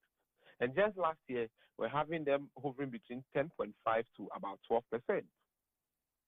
But this is the bigger story. The Bank of Ghana's monetary policy rate has fallen from 27% at the beginning of 2025, and today as we speak, the Bank of Ghana's monetary policy rate is about 15.5%. And there are projections that lending rates at the banks are also going to fall to about 17%. It used to be more than 20%. Because of the MPC, Monetary Policy Committee meeting, which ended on the 28th of January, the reduction was there from 18% to 15.5%. And that is an aggressive 1.150 percentage points of cut in just 1 year. And this tells you something, that the central bank has confidence, so much confidence that inflation is under control, and they are now shifting their focus towards supporting economic growth. And so the pattern that we are observing, where longer term interest rates are higher than shorter term interest rates, is actually what economists will typically call a normal upward sloping yield curve. And I'll explain that. And it is a healthy sign. You see, investors demand higher compensation for locking up their money for longer periods because they believe they are taking on more risk and uncertainty and they are giving up their liquidity now. And so if you set aside 10 million Ghana cedis of your money for 1 year, you would expect to receive a higher return than me who set up 5,000 Ghana cedis for 6 months or for 3 months. And that is what we are seeing. That is what the interest rate reflects. So the spread between the 91-day and the 364-day bills is about 2 percentage points, which represent the time premium. And what is interesting is that despite the higher rates available on longer tenors, we are seeing strong appetite for the shorter 91-day treasury bill. And it is because of the nature of investors we have here in Ghana. See, every investor in Ghana even wish to get returns on their investments in 1 month. Wow. In that situation, Emmanuel, what would you say and how would you rate this kind of policy that the Bank of Ghana is actually implementing? Would you say that it's a tighter, it's a more prudent, it's a closely monitored kind of system to ensure that they are adjusting, their policies to suit what the expectations are, and whether that is also suiting what the investors are also looking up to? Thank you. I believe that our monetary policy rate has been very tight for some time now. Actually, it has been very tight. And what we just saw on the 28th of January was actually an easing of that policy rate. So the policy rate used to be very tight. And I still believe, at 15.5%, I still believe it's tight. And I say this because of what others are doing. Of course, I'm not going to compare Ghana to the United States and expect us to get there in a week or two. They are doing less than 5%. Go to UK. And even they are complaining. So 15.5 is our newest rate compared to the 30, 29, 28, and 27 we've seen in just about 2 years ago or so. It is better now, but it is still tight. What it means effectively is that if you go to a bank today to go and borrow, you are going to pay more than 15.5% on that borrowing. And once the interest rates are easing, it has a relationship with what is also happening on the treasury bill rate. And so for me, I appreciate what is happening because I just think it is within range. It is within the trend. So the rate that we see now is well within range. Because now, Ghanaians should also appreciate what has been done. I don't want to say for them. Because when inflation was about 40%, 50, 30 something percent, and interest rate was about 28, 29%, Ghanaians were earning 30% on T-bills. And so today, if the factors have reversed or the indicators have reversed, and the interest on the T-bill market has also reversed, I think that it is very consistent. Very consistent. Well, I mean, just before we move on to the subject of the practical implications of what is actually happening within the T-bill market, let me chip this one very quickly in.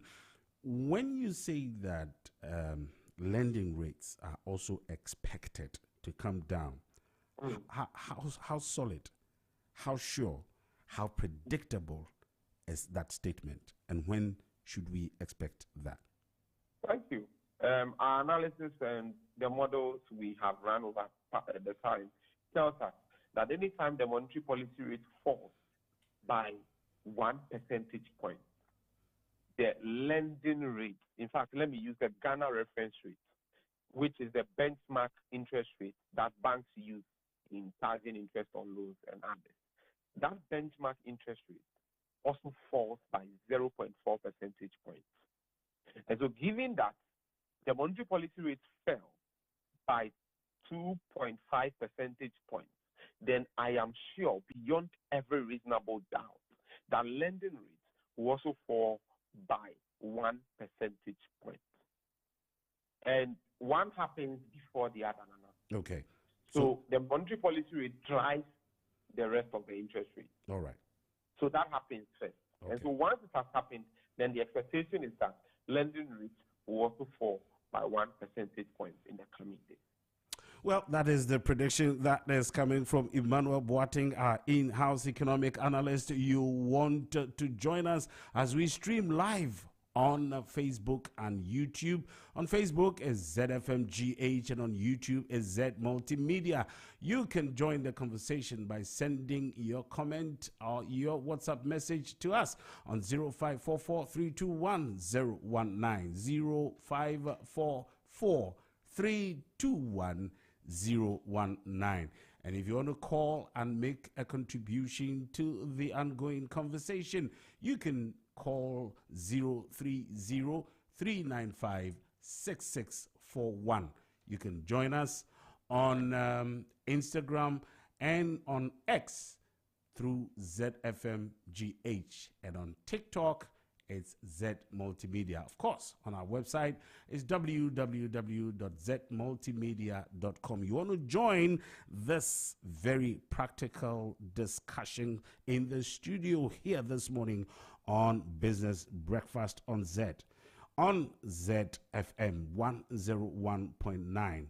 And it is your lifestyle, it's your leisure and business platform. This morning, it's all about business, and we're looking at market trends. We've been discussing what the Treasury bill market is actually showing to investors and, of course, to the government as well. So far, it's been pretty good. Now, Emmanuel, if you're still with us, let's look at the practical implications. Would you say that Treasury bills are now becoming more or less attractive as compared to the other investment options like the fixed deposits or savings accounts?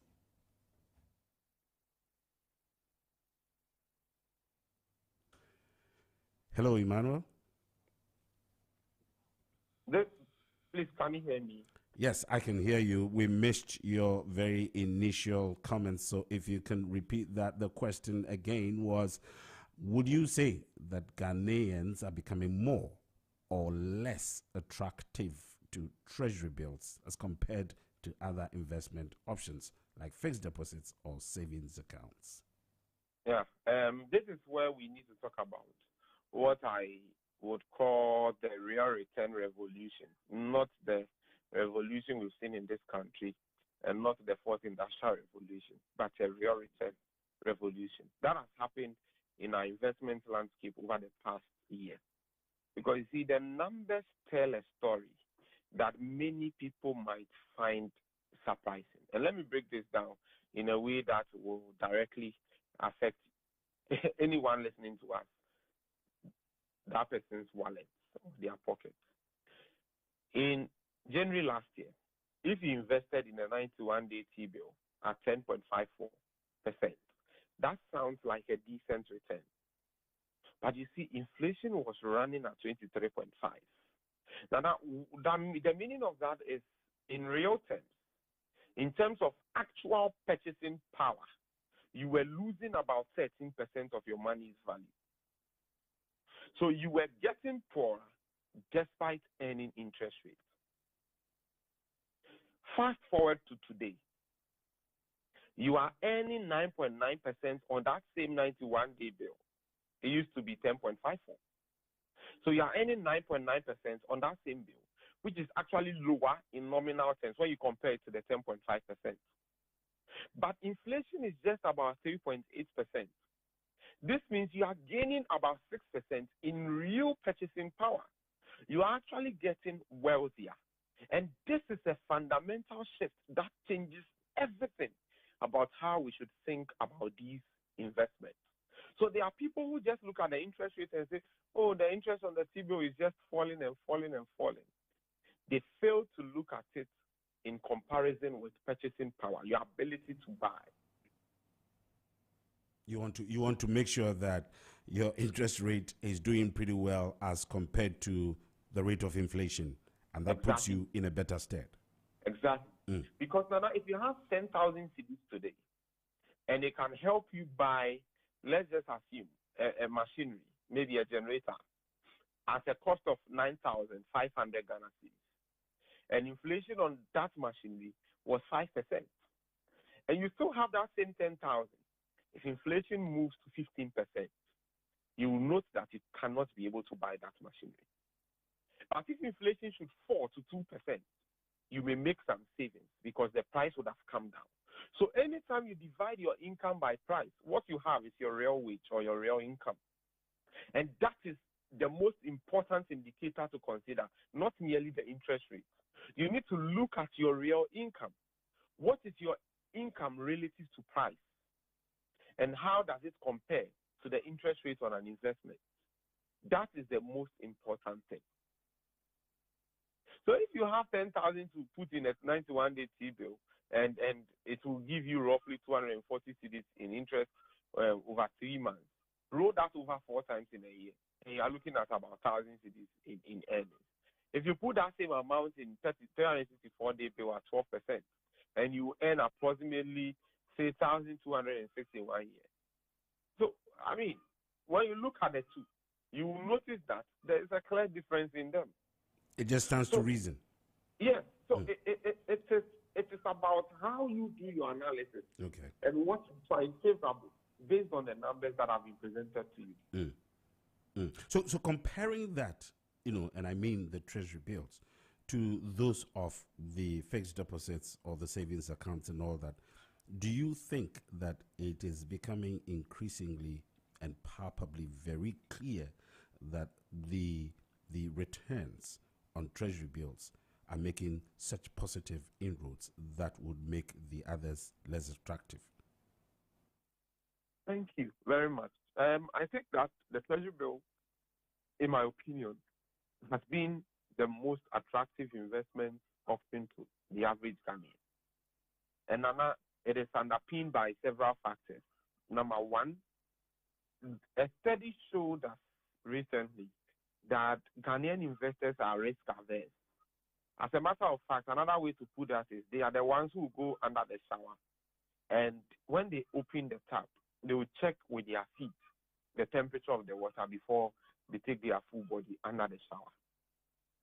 They don't typically want to take a risk. And the closest to a risk-free asset in this country is the treasury bill market. It is as though it has no risk at all, 0% risk.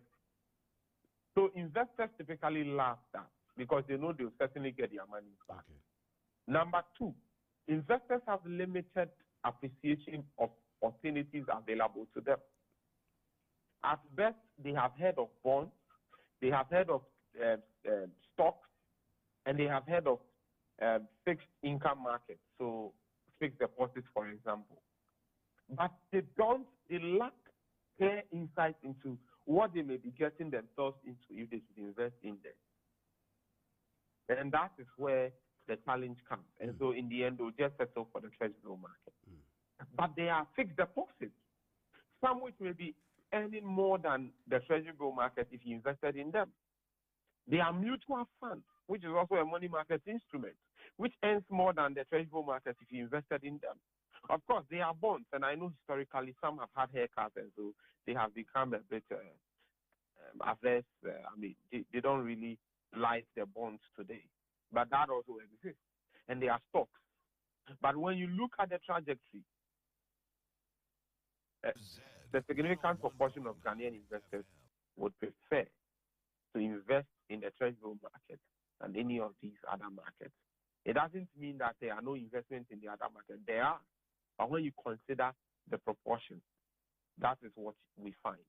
And in addition to that, I also think that government is gradually pricing out the private sector as it takes more money into the T-bill market. The reason is simple. The private sector goes to the commercial banks to go borrow money to fund their operations, among other things. And as the government absorbs a lot of these monies through the treasury bill market, then there will be limited space for the banks to loan out money to its customers. And so the private sector is crowded out. Money growth is shrinking significantly. This sounds quite interesting to me because, see, you would realize that the government or the Bank of Ghana also seems to be, quite strategic in here. and I'm saying this on the back of the comment you just made about, the government, virtually buying out or pricing out, the private sector. You would realize, for example, in the last, Treasury bill, trade, that the government accepted only 5.83 billion out of the 17.1 billion that was tendered. What kind of strategy is this? There is a reason.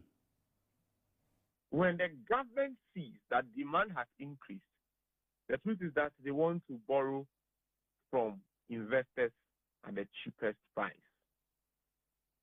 And so most of the bids that have been rejected were actually going for higher price. And to be frank, government wanted just about, I think, some 4.9 billion or so, 4.98 billion. And so if they are seeing 17 billion coming, number one, do they really want 17 billion? The answer is no, based on their target.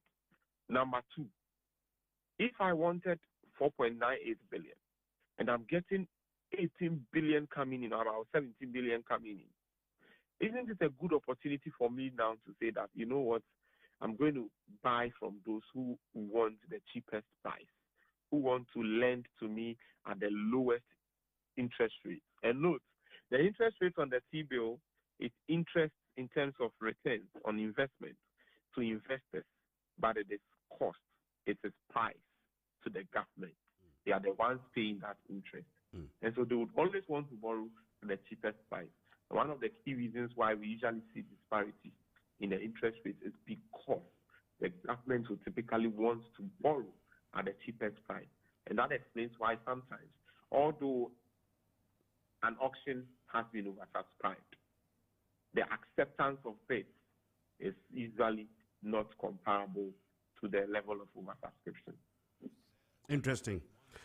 Would you say, just in closing that conversation there, that this looks like a certain strategic debt management approach? It is very strategic. There are times where I have even speculated. This is not backed by the data anyway. That's why I said I've speculated in the past. That sometimes it appears to me as though government really needs like 10 billion. They would intentionally say they need 4 billion. In the end, they may get close to 10 billion and they will reject some. Because you see, in itself, it also sends signal to investors. If government is rejecting bids, it's a signal in effect. But they actually need it. You see, so sometimes when you look at it, it stands to reason that, see, government is being strategic with its debt management operations. They are very strategic. Because once they're able to manage their costs, they have won the game. That's interesting. That's very, very interesting. And I think that both the investors and the government's BOG will be at its best in looking at what the best strategy or the best approach would be, that would inure to their individual interests. Now, Emmanuel, I think that we should be wrapping up the conversation, but we can't do that without looking at the connection, between these Treasury bill rates and the inflationary rates as well. We know that with the Treasury bill rates, hovering between 10 and 12%, how would you say that these returns compared to the current inflationary trends? And based upon that, would you say that investors are actually gaining purchasing power or are just trying to protect their capital in these times? Thank you. I think the inflation story is perhaps one of the most dramatic macroeconomic transformation we've seen in this country in recent years. And it's crucial for us to understand the journey.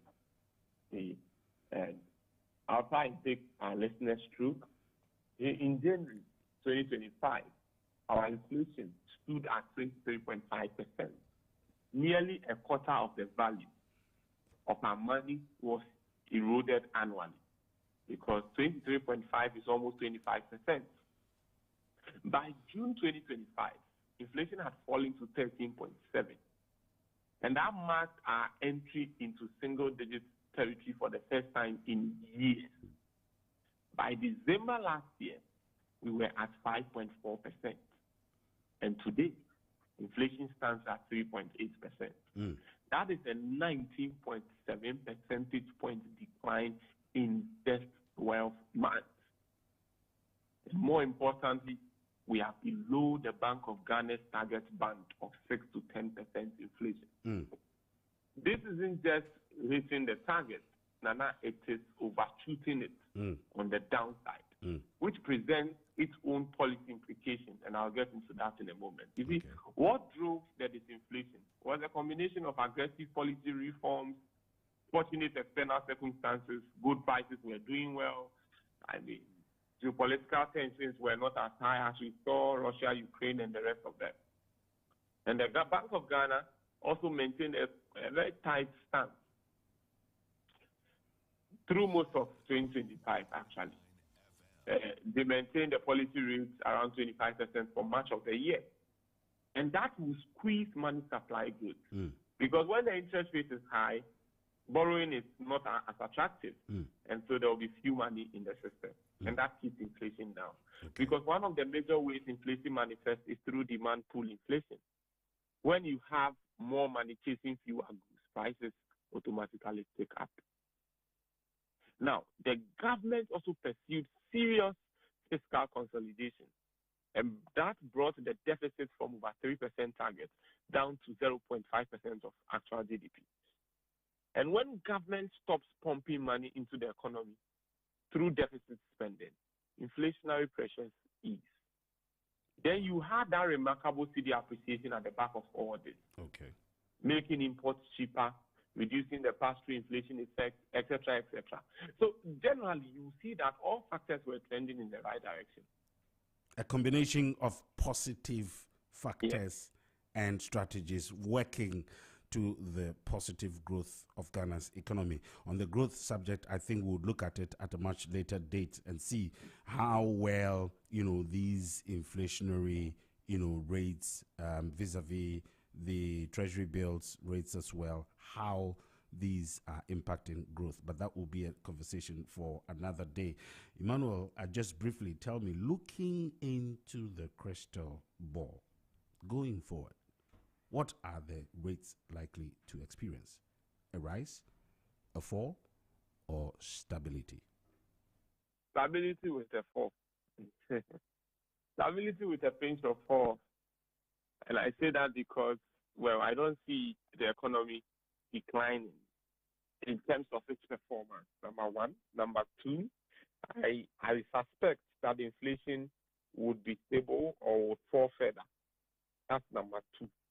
And if those factors are prevalent, Bank of Ghana will typically maintain the monetary policy stance and after a while reduce it. If interest rates on T-bills will rise, look at what is happening with inflation and monetary policy, because that will play a crucial role. So for me, I expect it to be stable and I expect it to fall subsequently. There are no indicators pointing to a rise. And so for a rise, it is out of the alternatives for now. Rule out any rise in our treasury bill rates. So says Emmanuel Boateng, it is a stability with a fall. Now, just closing up, next week's target is 6.42 billion. Yes. Looking at what we have experienced today, should we expect another oversubscription? And if there's going to be another oversubscription, what will that mean for the city and the monetary policy going forward? Thank you. I expect another oversubscription because most of the bids that were rejected may still be with the banks and they will re-auction them. They'll re-auction them again or they'll re-bid again. So technically, government very likely to meet its target well and beyond what it is. And for monetary policy stance, I expect it to be held the way it is. I don't think there may be a further drop. It may be the next time the Monetary Policy Committee may sit, they may maintain it. In any case, it may just go downwards by a few basis points, say 50 or something. So that is the implication for that. But for the T-bill targets, yes, governments will meet it and governments will certainly exceed. if you've been listening to the market trends on Zed 101.9 FM this bright Monday morning, the very 9th day of February 2026 in the year of our Lord, the prediction is that it is going to be oversubscribed once again and the rates are likely to fall. Now, the accounts will say, Professor Emmanuel Boateng, when Solomon Tete Nate came into the studio, he passed with excellence the French examination that was posed to him. After telling us all about market trends, now come your question in French. Solomon said, "Good morning, my friend," is bonjour, mon ami. And for you, good morning, daddy. How will you say that in French? I would say bonjour, mon père. Wow. Wow, that's a bonus for Emmanuel Boateng, the in-house economic analyst. And it is 42 minutes gone past the hour of 8 o'clock. Thank you very much. And tomorrow morning, same time, you'll be joining us on Market Trends. And this will only be on Zed 101.9 FM. See, our economic analysts don't only speak English and speak it so excellently. When you take them to the French kingdom, they will be excellent over there. Stay tuned. Don't go away because we are bringing you some more interesting discussions. But before we continue with the discussions, we're moving on for a spot of music, and this is coming from the enigmatic Kojo Entry, and he says America. This comes from the album of Densu 2002. Stay tuned and Joy will be right back with roundtable discussions. To Zed 101.9 FM, your lifestyle, leisure, and business radio.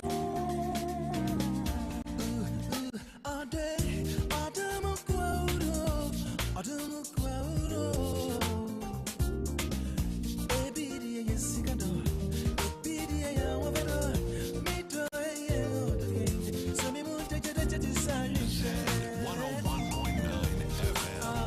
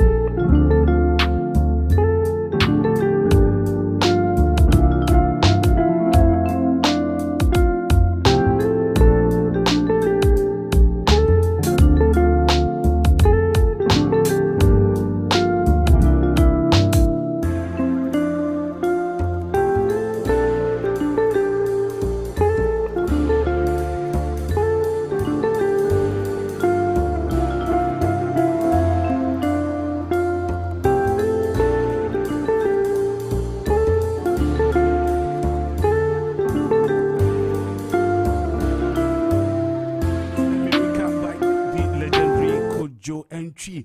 And hey, people, we know that Ghana was hit with very bad news over the weekend. One of the foremost forebears of high life music, Ebo Taylor, Ucha Ninywa as a share ban. He's passed on to glory. But you know what?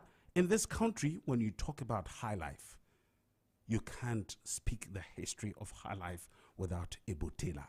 Well, in paying tribute to this wonderful man of high life music in Ghana, good people out there listening to Z 101.9 FM, let me just share tidbits, just a little bit of what Ebo Taylor brought to Ghana's high life music. And this one he called Love and Death. Enjoy.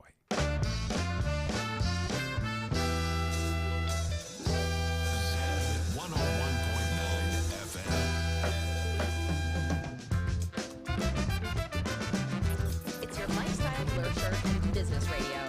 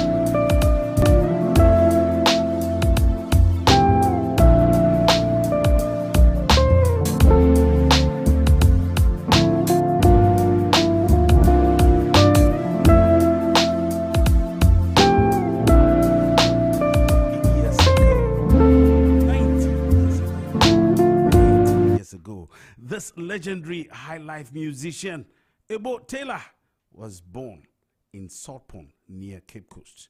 Saltpond will be referred to as Achimfo, and this was in 1936.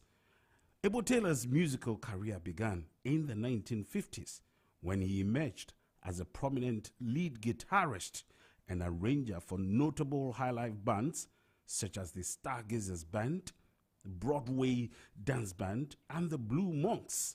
And it was during this era that he composed several timeless high life songs, including Sikanibre, Owu Namu, Odo Yowu, Ghana, Obeye Ye, and of course, Dofo. His early success in these bands established him as a key figure in Ghana's vibrant musical scene. That is the irregrettable high life. And of course, I'm talking about Ebo Taylor. Next on your radio, you want to take this is Obra, also from the repertoire of Ebo Taylor.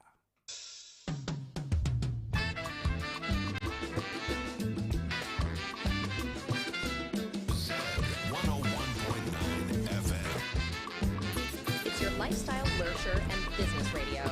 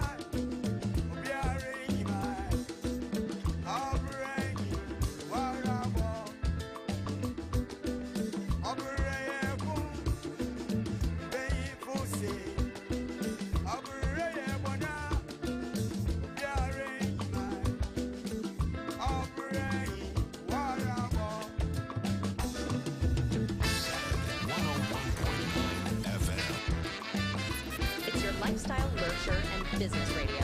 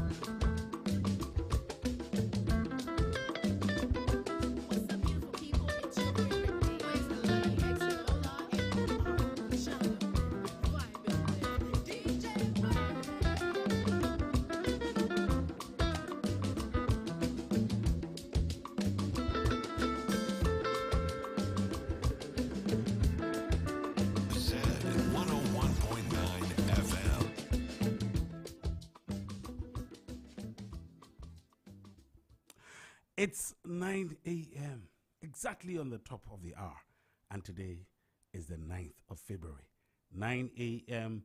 on the 9th of February on Zed 101.9, and it is only on your lifestyle, leisure, and business platform that you can have such wonderful combination. People, it is now time for us to move to the round table discussion for the day. As I've already given the indication, we're looking at the price stability, from price stability to prosperity, because we just do not want to stay unstable prices. We want to move from price stability to prosperity. And the question that we're asking on the Business Breakfast on Zed this Monday morning is, can the falling inflation deliver real growth? And who am I having this conversation with this morning, good people out there? We are honored to have Dr.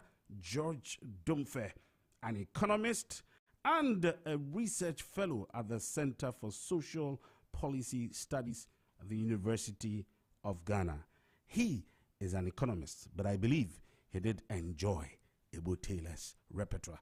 Good morning and welcome to the Business Breakfast on Zed. Doc.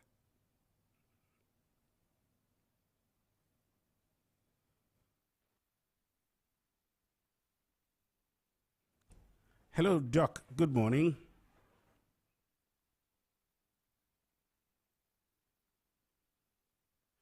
Well, I want to believe that Dr. George Dumfe will be joining us shortly in the discussions as to looking at what the falling inflation is going to do in delivering real growth. And we're looking at from price stability to prosperity. Dr. George Dumfe, economist and research fellow at the Center for Social Policy Studies, University of Ghana, has now joined me on Zoom. Doc, most welcome to Business Breakfast on Zed. Good morning, my brother. How are you doing today? By His grace, everything is very fine. Well, today we've been doing some classical tests on Zed 101.9 FM, and it has been in French. But we know that you don't do too much of French. I'm not too sure about that. But at least we know that you did some very good high life. Which tunes did you love in the days past? But today, you know, we're paying some glowing tribute to Ebo Taylor. If you did enjoy any of his tunes, you want to share with your listeners on Zed. But if you did not, and you had any interesting high life tune, please tell us before we start the conversation for the morning. Yeah, thank you very much. I'm a fan of high life, actually. And so I have followed quite a number of them, except that sometimes you're not able to identify a particular, performer by the songs. And so Ebo Taylor, yes, I think I saw a message about his passing. Was it yesterday or so? That's right. The name has been around. He's done quite a lot. A guitarist, if I am right, he was doing very well. He was doing very well, actually.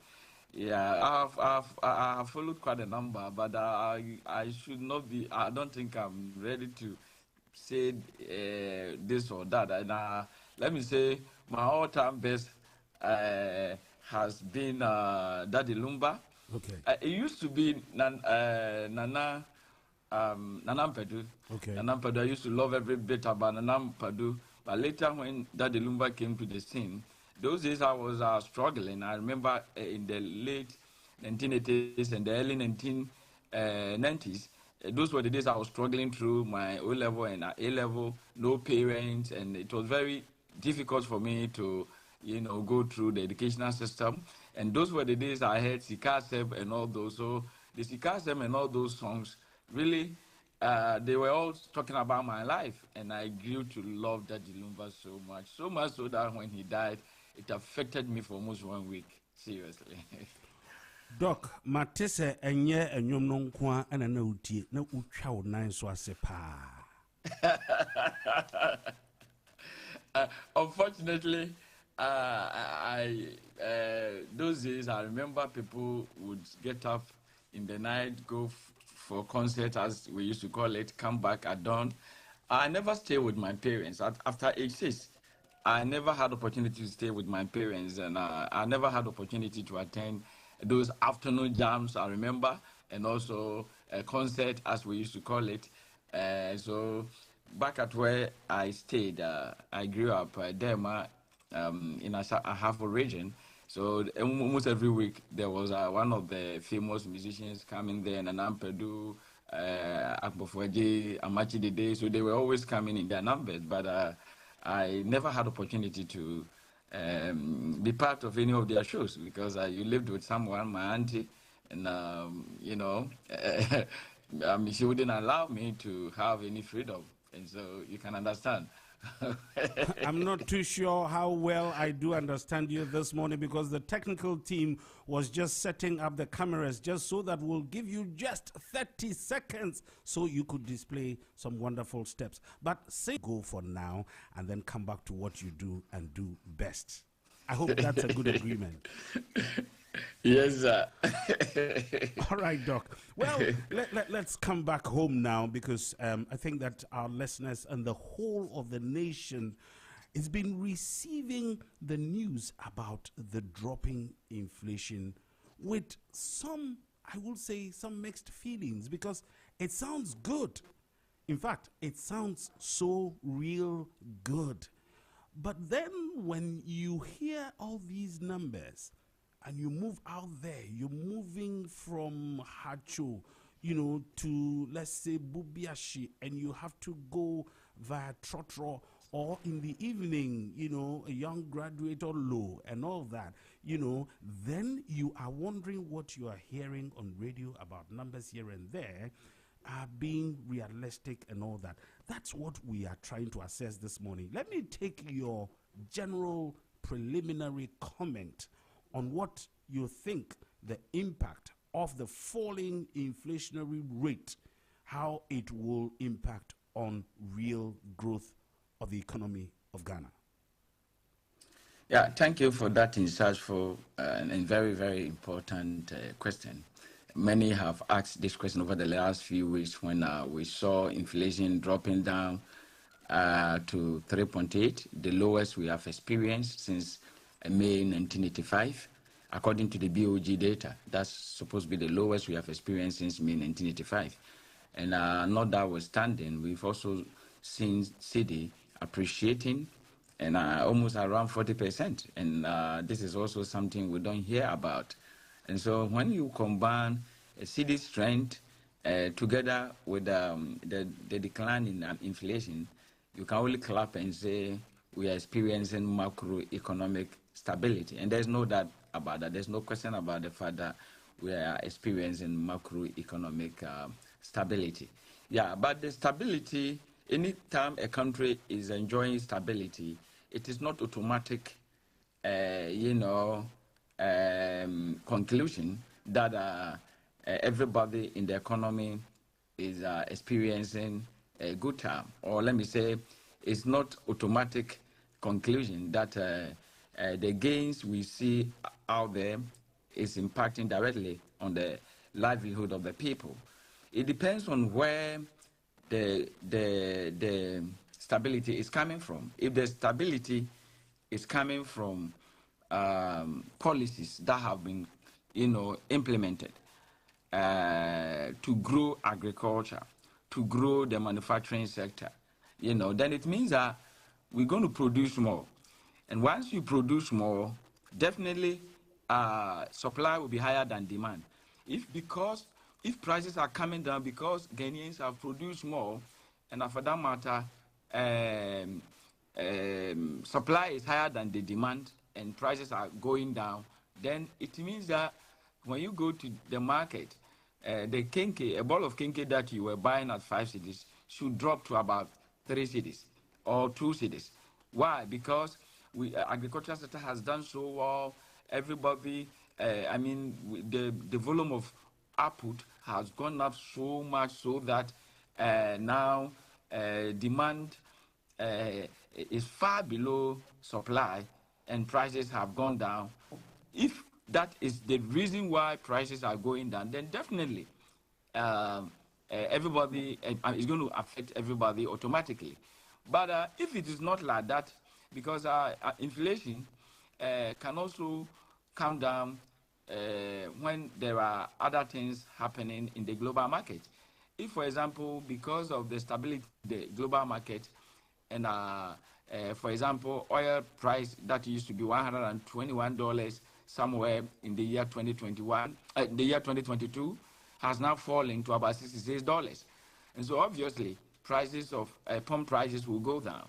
If that is the reason why your inflation is going down. Or now Bank of Ghana is pumping more dollars into the system. Almost every month, they pump about 1 billion into the system. And because of that, cedi had gained strength. If the strength of the cedi is coming from Bank of Ghana's intervention, then it means that it is not because of any policy to grow agricultural sector, any policy to grow industrial sector, or to even improve service delivery, for which reason we can say that a lot of what is happening is impacting economic activities in the country. Today, if you look at what is happening, it's not because of any policy government is implementing, but it's just because we have the luxury, Bank of Ghana has a luxury now to pump more dollars to the system, and that is what is leading the stability or the gains it has made. For example, and quickly, if a Bank of Ghana's intervention is not there, but cedi is doing well, then it is because Ghana is producing more of what otherwise we would have imported. Today, what do we need the dollar for? We need the dollar to go out there and import.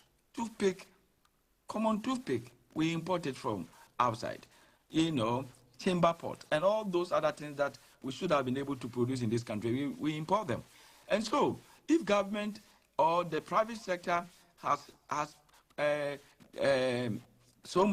built so many factories, and most of what otherwise we would have gone outside to buy are being produced in Ghana. So people don't need dollars, people are not chasing dollars, and because of that, demand for dollar has gone down, and cedi has become stronger in the process.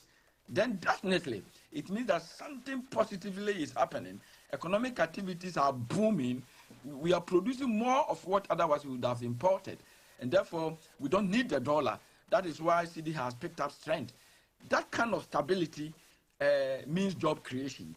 That kind of stability means that the factories are working very well, agricultural sector is working very well, people are producing in Ghana what we were previously importing. But this, what we are experiencing today, that is not a picture. It is rather the other way. It's not because we have produced so much to replace the import, but instead, it is the import that has become cheaper because dollar, cedi has picked up a strength through Bank of Ghana's intervention. And if you see that, I'm not surprised at all people are complaining, but the figures look so good. Well, I think that's an interesting analogy there, and I decided deliberately to allow you to have a go at your preliminary comments. And I think that is quite a scientific presentation that you have done there. But Doc, just before we move into the detailed discussion, when you say that this is not as a result of any strategic intervention, I am just wondering why the situation had been to the opposite in the recent past as compared to what we are enjoying today. Fantastic question. So this is what happened. We all know Ghana has been import-dependent economy. It's not today. It has always been so. And so you always want to protect your city.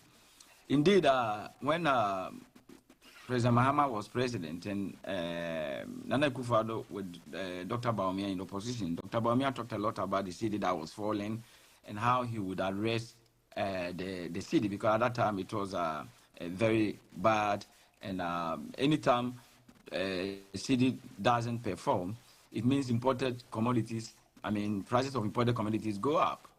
Inflation goes up, people suffer, And so there was an attempt to make sure we cut down on the import by way of trying to establish more factories here. During the early days of Nana Akufo-Addo, we saw that attempt, at least until the economic crisis came. We saw that attempt, trying to build factories here and there. Indeed, Ghana, we always import 120,000 cars every year to this country. And these 120,000 cars, only 4,000 of them happen to be the new cars, all of them as home used. And we know the accidents and all those things that come with it. And so there was an effort to stop this importation of second home use cars and try to establish car assembling plants, and in the process, about 6 car assembling plants have been established as we speak, with the capacity to produce 120,000 cars, except that people are not patronizing what they produce, and so they are not able to produce, within their capacity. Now, so during that period, the beautiful thing that we saw was that on 7 January 2017, $1 was going for 4 cedis 20 pesos. And for 61 months, that is 7 January 2022, $1 was going for 6 cedis 20 pesos. Let's listeners take good note of this analysis. And so you enter the year 2020, $1 was hovering around 6 cedis. At that time, 1 liter of fuel was 6 cedis 35 pesos. When $1 was 6 cedis 20 pesos, 1 liter of petrol was 6 cedis 35 pesos. And nobody complained about fuel prices. Nobody complained about dollar, because for almost 61 months, we have experienced that stability in exchange rate. And so there was not much to worry about. February 2022, something happened to the world. What was it? So Russia invaded Ukraine. Hitherto, Russia was supplying 10 million barrels of crude oil a day to the global market. But when they started the war and sanctions and all the other things, that supply went down drastically. At that time, a barrel of crude oil was $72. Before we could say, Jack, it has moved to $121. And so crude oil prices went up. And at the beginning, Bank of Ghana had as much as 9.9 billion in their reserves, enough to protect the city. That was the beginning of 2022. And city was around 6 cities. $1 was going around 6 cities, as I have already mentioned. But because of this particular issue, cost of production went up. Energy became a problem all over the world. The U.S. experienced the highest inflation in 40 years. Those listening to me, you can Google. U.S. experienced highest inflation of 9.1. That was the highest, I think that May or June, the highest inflation in 40 years. Germany also recorded their highest inflation in 70 years. So everywhere in the world, prices went up. Prices went up. And when prices go up, what does that mean? It means that if I was importing a commodity with $1 from US, and now they are experiencing the highest inflation in 40 years, I may need $2 to import the same quantity. But that $2, I have to take it from Ghana. That $2, I have to take it away from Ghana. So you can't go to US with your cedi. So, Doc, just a little intervention here. When you started the analogy, you talked about the pre-2017 era, which had started experiencing this upward, pricing in terms of the cost. We don't do that much of political analogy, except that, yes, the periods would speak to that and all that. The expectation was that, well, once the new government came in, it would have arrested this. And I'm just trying to quote what you said earlier. Now, even though we would accept the interventions of the geopolitics and stuff like that, you would realize that that dream could not materialize. And so the point I'm trying to make here is this, that in spite of all those influences and everything that happened in the past, over the last 12 to 13 months, we have seen this very significant and very consistent drop in here. And so when we do not acknowledge some of the efforts that have been put in and say that, well, nothing much has been done, then that is where the question of what must have happened, to induce this kind of falling situation. That's the point. Yeah, my brother, made here. That was exactly what I was talking about. And this particular question, last semester, I happened to teach public sector economic related courses to 4 different groups, 1 PhD class and 3 master groups. And this question was always there. And you cannot just answer and say yes without trying to talk about 2022, because I was trying to say that the 61 months prior to January 2022, CD was very strong. Inflation, September 2019, was 7.6, and that happened to be the lowest since March 1992.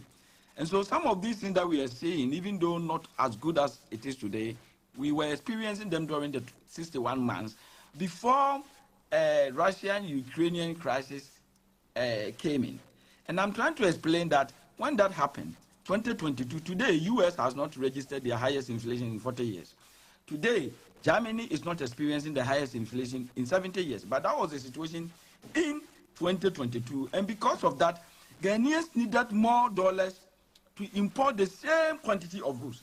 And so there was huge pressure on Bank of Ghana to come to the market to protect the city. Absolutely. Which they did. Okay. And Bank of Ghana pumped so much dollars to protect the city. Okay. Unfortunately, because the demand was so high, it was super extraordinary. Okay. I don't know the words to use. The demand for dollar at the time is not like what is happening today. I can see the struggle. Yeah, the demand for dollar was so high. Okay. And so by July 2022, Bank of Ghana had almost exhausted all the reserves. Please, let's people follow it. Had almost exhausted all the reserves. And they came out to complain. Bank of Ghana came out to complain. At that time, $1 was going for 8 cedis 20 pesos. All right. July 2022. And please, for 61 months, $1 moved from 4 cedis 20 pesos to 6 cedis 20 pesos. 61 months. Okay. So if within 6 months, it has moved from 6 cedis to 20 pesos to 8 cedis 20 pesos. Can't we see something was happening? Something must have been happening. And Doc, I think that if you don't mind, let's look at whatever must have happened. I think that you've done very good explanation as to what must have caused the skyrocketing and all that. But over the last, let's say, 15 months or so, would you allow me with the sentence? I'm coming there. This is the answer. So you this have, is the answer. So Doc, please, you have just I know. This is the answer. Seconds in moving from to that. Yeah, this is the answer. Where please. we stand today. Okay, please, I beg you. This is the answer. I cannot answer what is happening today without talking about that. Absolutely, but you would want to and I want to explain that. Okay. Just a minute. If you give me 3 minutes, I'll wrap up and viewers can follow. I'll give you 1 minute, Doc, because I so love just your 3 minutes, dancing please. steps. Please, just 3 minutes. I beg you, don't interrupt me for the next 3 minutes, and I will give you the answer. So, August, September, October, Bank of Ghana didn't have money to intervene the market. August, September, October 2022, Bank of Ghana couldn't come out to protect the city the way they were doing during the first 7 months of the year, because they had almost run out of reserves. And that was very dangerous. And so that was when we saw CD depreciating at $1 by October. $1 was going for October. $1 was going for over 15 cedis in the interbank. And then at the forest, it was 17 cedis, what people have talked so much about. Fortunately, Bank of Ghana, government was going around looking for dollars. So they got so much dollars November 2028. They came and pumped so much dollar into the system. And by the end of the year 2022, $1 was 8 cedis. Look, the same year we started $1, 6 cedis 20 pesos. July, it went to 8 cedis 20 pesos. October, interbank, it went to 15, above 15, and forest over 17. But that same year, because Bank of Ghana came and pumped so much, within the matter of 2 months, CD dropped again to 8 cedis. Anybody listening could go to one Bank of Ghana website and look at all these figures that I'm talking about. And so, at that time, the government sought dollars to come and protect the city. So there was a need for an IMF to come in, give them more dollars so they could protect the city. Now, an IMF came in exactly May 2023, and this is where the answer is. Exactly May 2023. And when they came in, we are almost run out of our reserves. One of the conditionalities, and now, in fact, I was almost a consultant to the finance ministry when they were putting together what they call PCPEG, COVID economic recovery program that they submitted to IMF, and IMF endorsed for the current program that we enjoy in the extended credit facility. One of the 16 quantitative criteria was that you have to, increase your reserves.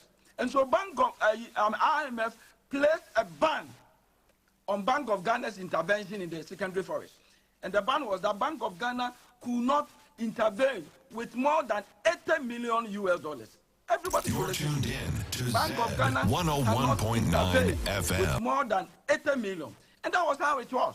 And so cities started suffering because Bank of Ghana didn't have the capacity to now intervene because we were under the program and IMF is saying you can't intervene.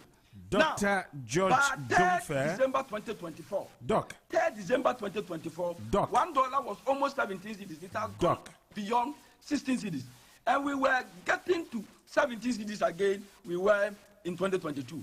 And that was when Bank of Ghana, IMF met Ghana and said that you've done so well, you have almost 9 billion in your reserves.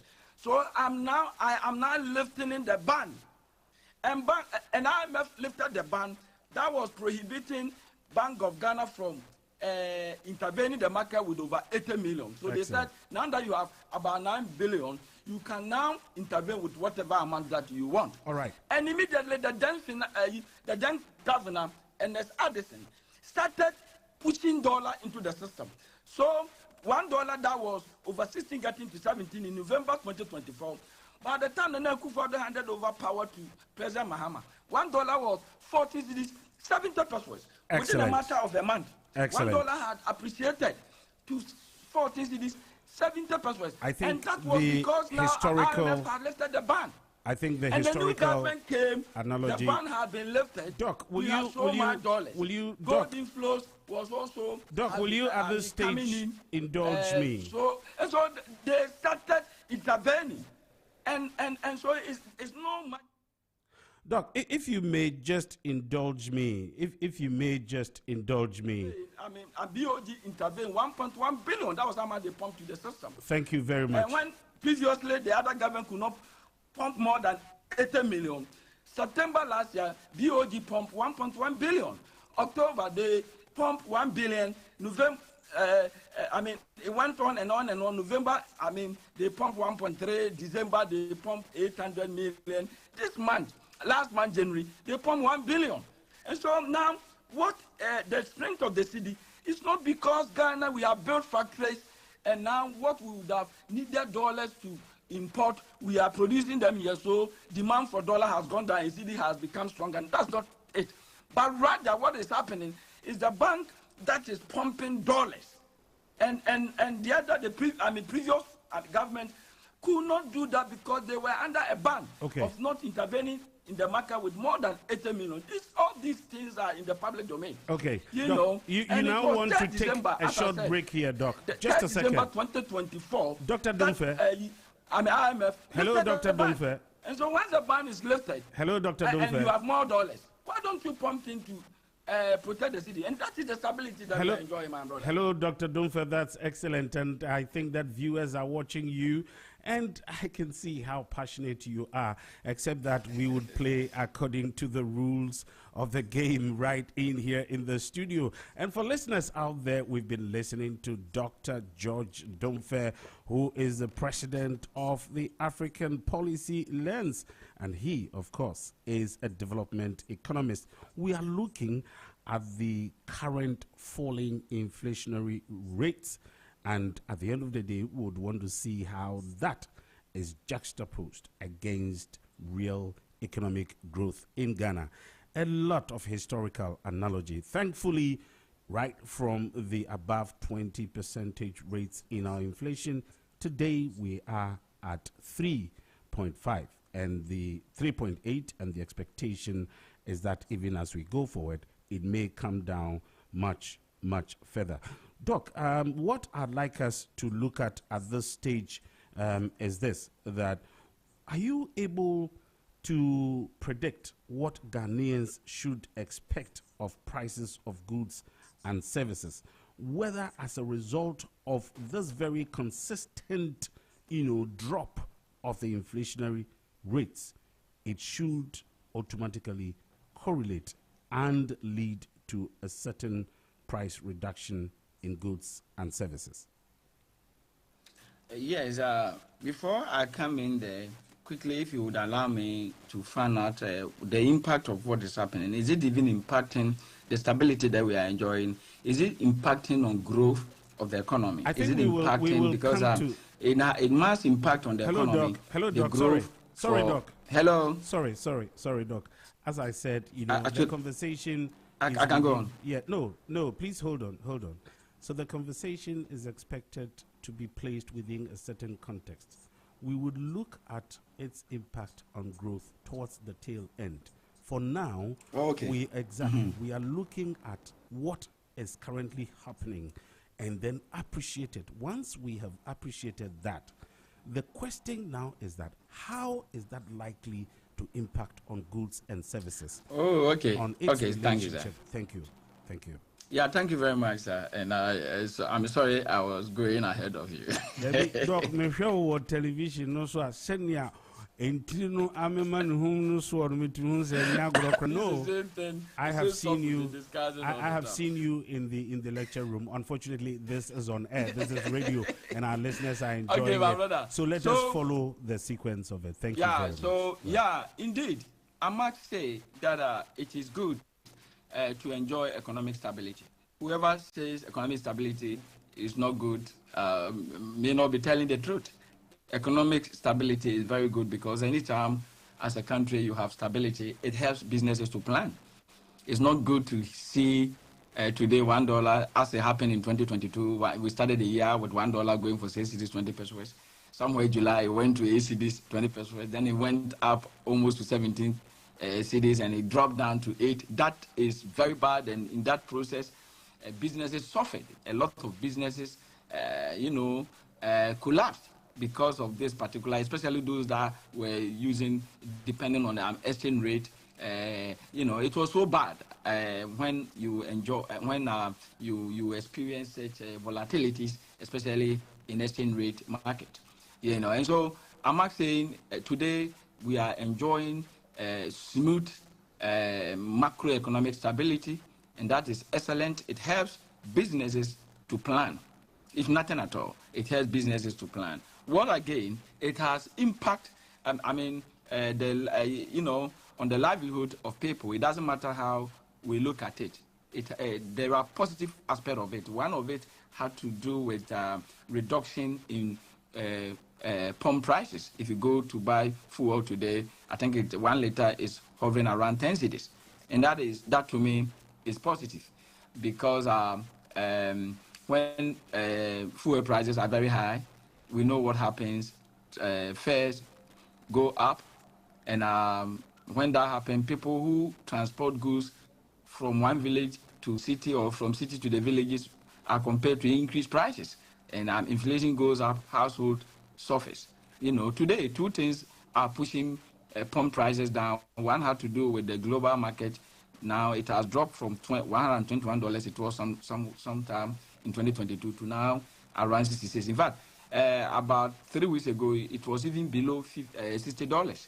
But recently, because of the Trump and Iranian crisis, that their problems, push oil prices up. And the last time I checked was Friday or Thursday, the Brent crude was going around $66. And so the drop from 121 in 2022, not every day in 2022, that was the highest in 2022. The drop from the highest of $122 globally to now 66 obviously should be one of the reasons why prices are down. But significantly, because we use dollars to also buy, one cedi has gained more value. We have cedi effect also in the drop of oil prices. And to me, that has become the most significant reason why prices have gone down in the country, because anytime fuel prices go up, drivers would increase their fare, and in that way, somebody is coming from the village to with his foodstuffs to the city to sell. The drivers are going to collect so much so that when they get to the city, they have no other option than to also increase prices of the foodstuffs. And it goes on and on. It affects everybody, and our workers, especially those of us on fixed income, we suffer a lot. And so these are the very positive things that we are experiencing from the current stability. No doubt about that. But in economics, so unfortunately, in economics, anything positive has any decision that you make as a government, you have to be prepared for the negative side. And that's why always you need to create balance.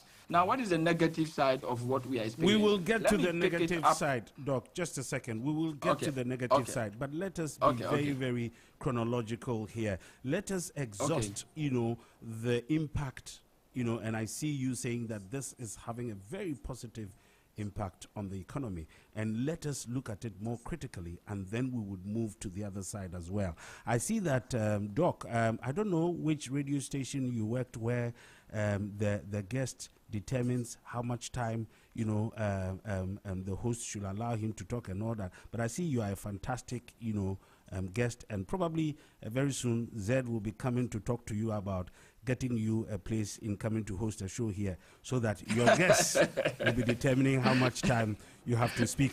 But that is just by the side.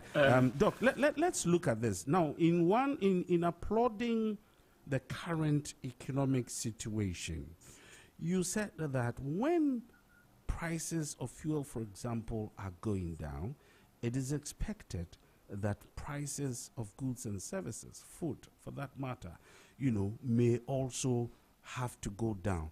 I just want to find out from you whether this is a realistic situation as we are observing today.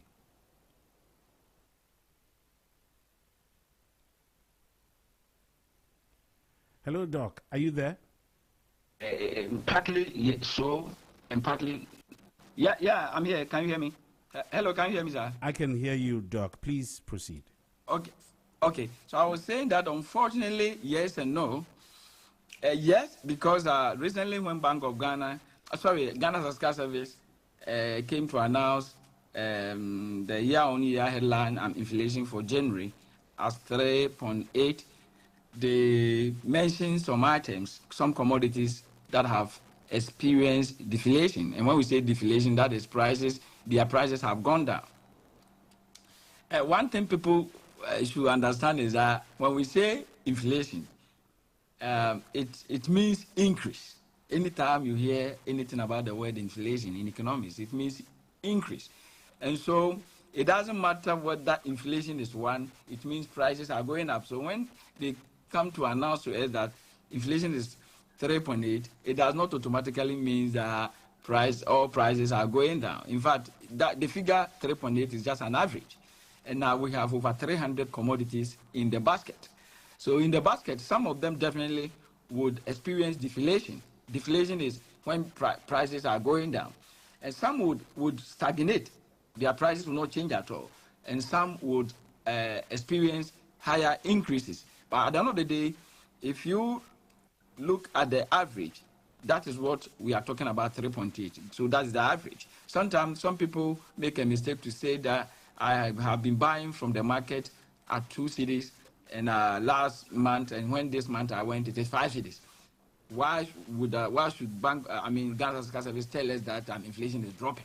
No, you don't use your personal experience alone to determine what should be the average inflation for the country. And that's what you would we're talking about over 300 commodities. Okay. And so the fact that what you are buying has gone up does not mean that everything is going up. Indeed, the average is the 3.8, and that is what is it for the whole economy. And when they say 3.8, what it means is that the rate at which prices are going up has slowed at that rate, 3.8. It does not mean prices are coming down.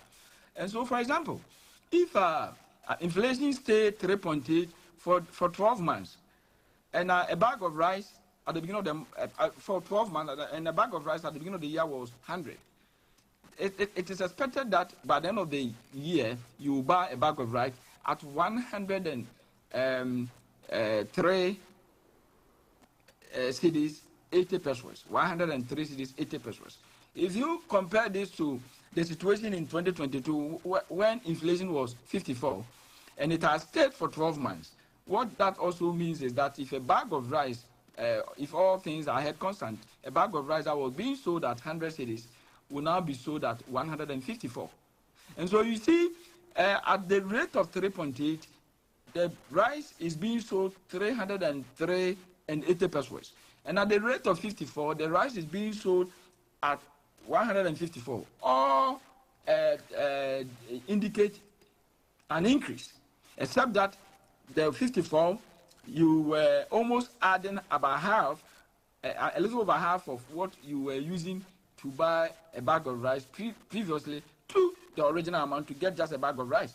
But that's why you need just 3 cedis or about 4 cedis to what you were using, the 100 cedis, to get a bag of rice. And so obviously, anytime inflation comes down, the indications are that the general level of prices are not moving at a higher rate, for which reason livelihood becomes better, you know. And so we expect livelihood to be better, and rightly so, Ghana Statistical Service pointed out some commodities that, in their opinion, from the market survey they did, had experienced a decline in prices, what we call in economics deflation.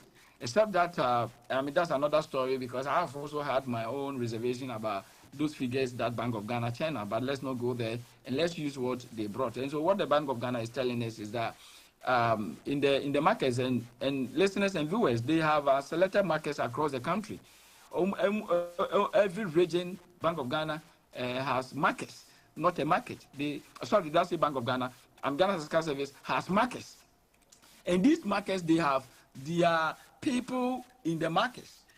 They are supposed to go there almost at the beginning of every month to look at the price changes. What is the prices for the basic commodities that we all buy? And then getting to the end, they look at the prices. And so they're able to get the price change. When they get the price change for the commodity, Bank of Ghana has what we call a predetermined weighting. And that predetermined weighting is based on the level of patronage of goods and services in the market. And so a commodity that people buy a lot, people use a lot, people buy a lot, will have a higher weight. And so what they do is that when they are calculating, they multiply, and the total weight should be 1. So some of the commodities will have 0.001, some will have 0.1, some will have 0.2. Every commodity that we buy in the basket of over 300 has a different weight. And so this is how they get consumer price index. They multiply the weight by the weight of each commodity by the price change. And when they sum it up, that gives them what we call consumer price index, CPI. And when they are calculating headline inflation for January, they can do year on year, they can do month on month. If you hear year on year, and currently what we are talking about, 3.8 is year on year, it means that they were comparing the CPI for January 2026 to CPI for January 2025. That is the year-on-year headline and inflation. On the other hand, if they compare year-on-year, if they compare CPI for January 2026 to CPI of December 2025, they get what we call month-on-month. So when it is month-on-month, they are comparing one month's CPI to another month. And so based on CPI, we define inflation as a proportionate changes in consumer price index, you know. And so how the consumer price index is calculated, it takes care of all the commodities that and goods and services that we use in this country, we consume in this country, you know. And so, as I said previously, it is possible that George Dumfe consumed 10 different commodities, and all of them would experience price increases. But at the same time, someone at Dema, my village, in Bunahafo, may also buy, patronize 10 different commodities that would experience deflation. In other words, decline in what? Prices. And so, at the end of the day, it is what is the experience of that person at Dema. My experience in Accra and everybody's experience, that comes together to give us the 3.8. And so your question, the impact, the positive impact, may not be on all of us. It depends so much on the type of commodity, the types of goods and services that we are consuming. This is 101.9 FM, and it is exactly 46 minutes gone past the hour of 9 o'clock. It is the 9th of February, 2026. What is on the platform right now for discussions on Business Breakfast on Zed is, can the falling inflation deliver real growth? And who is doing very good justice to the subject? We are speaking, and actually he is on Zoom with Zed right now. We're speaking with Dr. George Domfe, who is president of the African Policy Lens and is professionally a development economist. And I find that very important even as I go to my next question. But before I do that, we are live on our streaming pages on Facebook and YouTube. Facebook on ZFMGH, and on YouTube you can find us at Zed Multimedia. You can join the conversation by sending your questions and comments to us via WhatsApp on 0544 321 019. WhatsApp is 0544 321 019. And if you want to call and make a contribution to the conversation, you can reach us on 030 395 6641. You can join us on the other social media platforms. If it is Instagram or X, it is ZFH. And if you're on TikTok, you can also freely join us on Zed Multimedia. Our website, you can find everything right there, is www.zedmultimedia.com. Dr. George Domfe is right here on Zoom with us on Business Breakfast on Zed. 12 minutes to the top of the hour. Doc, I come back to you, and we are looking at the impact of this on a developing economy like that of Ghana. You are a development economist. Now, with this inflationary rate, which is going down, what would you say a developing economy like Ghana can do to take advantage of the situation, and how we can also sustain the kind of gains that are currently being enjoyed?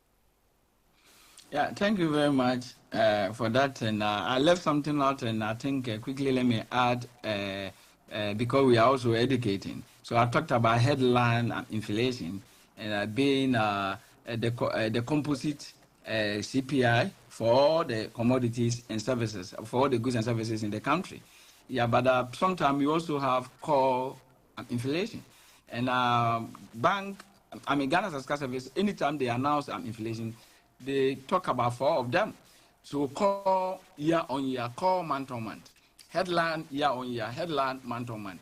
What I explained was for headline year-on-year, when you compare CPI for a particular year to another CPI of the same month in another year, that is a headline. But if it is the previous month to the current month, that is month-on-month. That is when you have considered all commodities in the basket. In order for BOG, Bank of Ghana, to be able to determine policy rate, they don't have to use the headline, because the headline could be misleading. The headline, I'll say again, BOG doesn't use headline to determine what should be the policy rate. They use a core inflation. And so when journalists and other people are interested in the headline, BOG uses what core. And what is core?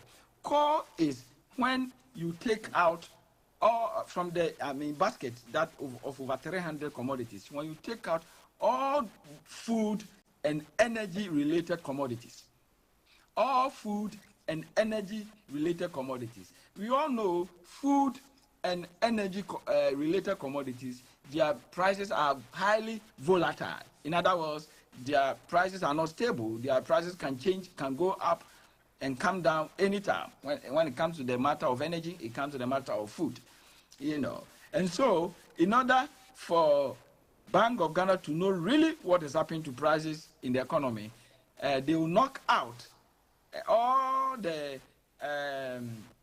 food and energy related commodities. And once they do that and they generate consumer price index and they use the current month's consumer price index against the consumer price index of the previous month, that is called month on month. But if they use the consumer price index of the present month against the consumer price index of the previous year's same month, that becomes a call, a year-on-year call. And so it is important viewers get to understand this. We always combine them. Sometimes you see somebody using call against the headline, and I do a lot of commentaries on my Facebook wall, and you see when you are talking about headlines, somebody will pick call and come and argue with you and tell you that he understands it. And to me, it's so bad. Even me, in my class, especially the guys who are highly political, they come to my class with when you are talking about headline, they are talking about the call. Indeed, what we should know is that in order not to cause confusion, Ghana's Statistical Service always announces the headline. And so if you go to the internet and you are looking for figures on inflation, and to make a debate, to make an argument, it is important that if the person somebody is talking about headline, you use headline to come and counter whatever he has said. When I say headline and you also bring call to tell me that I'm a liar, it means that you are displaying ignorance. But unfortunately, because you are not public sector economists, it becomes very difficult for you to know what you are doing. But you just Google, you got the data, and data should be interpreted by experts. Unfortunately, in this country, you guys are the media. Those of you in the media, you have respect for the experts, but many Ghanaians don't care about experts. It's about their political interest, and right away they will shoot you down. Yeah, and so coming back quickly, just before you continue, for us, just before you continue, Doc. Sorry, just before you continue, and I love that education bit there. That is the essence of the discussion on this platform, Doc. And I can assure you, you would not find this anywhere except on Zed 101.9 FM, where Doc, the professor, gets into his elements and teaches us the difference between core and headline inflation. This is education combined with information. And when we get to Bono and Ahafo and we are dancing to the tunes of Nana Ampedu, then you see Dr. George Domfe in his elements. Now, George, Doc, just tell us briefly what, as a developing economy like Ghana, what we will do to get us to the goal line. Yeah, I think as developing economies today, fortunately, commodity prices have gone up. Not all of them, especially the gold. The gold prices, why did it go up? Gold prices went up because of the U.S. trade war with almost all countries in the world. And so the dollar, that has been, and it is still the global reserve currency has become quite unattractive. In fact, last year alone, countries increased their gold reserves, countries around the world increased their gold reserves by 30%. It means that there's a higher demand for gold. And that's why an ounce of gold last week hit $500. That has been the highest in the history of the gold purchasing. We've never had anything like that. And so the stability is there. But unfortunately, when gold prices are going up, we've also seen a drastic fall in cocoa, prices of cocoa, and the crude oil. It is both good and bad when prices go up, because Ghana, we are net exporters. As a net exporter, when prices of crude oil goes up on the global market, as it went up to $121. What it means is that you will get more money to support the budget, what we call annual budget funding amount, the proceeds that we get from the oil. You know, today, if you look at what the finance minister presented to us, you could see that revenue inflows from oil has gone down drastically. Aside the fact that production has gone down a little, the prices on the global market is also affecting the inflows from, through ABF, annual funding, but, and that has, in a way, also affected our revenue generation effort, And so that is the negative side of it. But the positive side of it is that petroleum sector has been deregulated. And people we call BDCs go up there they are not government. They are not government agencies. They go there to use their own dollars to buy petrol. They come home here. OMCs, oil marketing companies such as Goil, Total, and all that, they buy them from the BDCs. And so if the BDCs go to the external market and the barrel is $121, definitely when they come.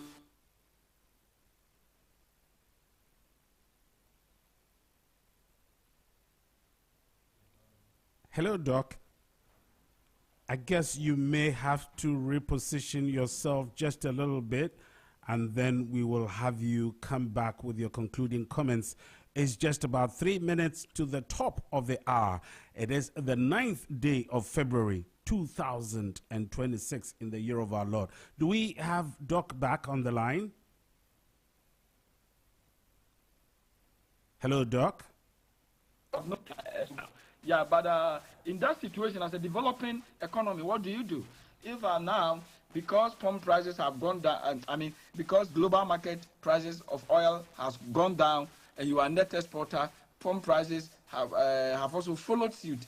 I've already mentioned that dollar is also helping. There are 3 things that will determine pump prices: taxes on petroleum products, and then the global market price, and also the exchange rate.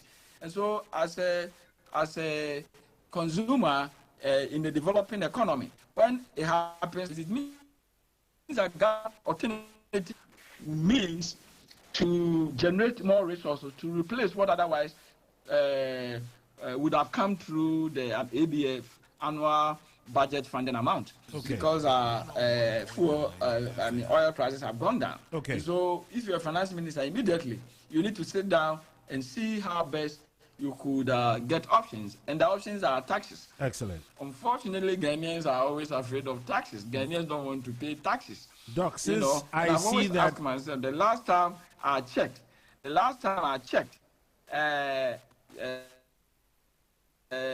was being provided by God was when Moses was his people to the promised land. Manna doesn't rain anywhere. Every country is using taxes, and so to that there have been introduction of some taxes, either new taxes or existing tax rates have gone up, and I can see Abosokan guys now crying because I think this particular tax that is hitting hard at them, and so many other things. But I understand the finance minister, and I don't have problem. Wonderful. Because if you have this problem, the only way out is to look for alternative means of generating resources. Otherwise, you may not be able to pay workers. That's excellent. And when workers are not paid, the same Ghanaians will come out to complain. That's excellent. Dr. George Domfe, unfortunately, time is our enemy this morning, and we would have to be wrapping up. But I believe that, Doc, you would have to be lacing your boots to get into the studio sometime sooner than later so we can continue with this conversation, because it's so critical for the survival and sustainability of the economy of the Republic of Ghana. You just demonstrated once again that not only do you appreciate economics, not only do you dance so well to high life music, but also an apostle of the gospel talking about the Bible and its concomitances. Well, we can't say any more thank you to you, Dr. George Domfe, who is president of the African Policy Lens. Doc, it has been very educative this morning, and I believe that all those political guys who come to your class from today, you will not allow them, because Zed would require that you come and teach without any political lenses, even though you are the president of the African Policy Lens. Good people out there, it's exactly 10 a.m. and it is the 9th of February 2026. This has been Business Breakfast on Zed. BBZ is what we call it, and this has been Nana Safo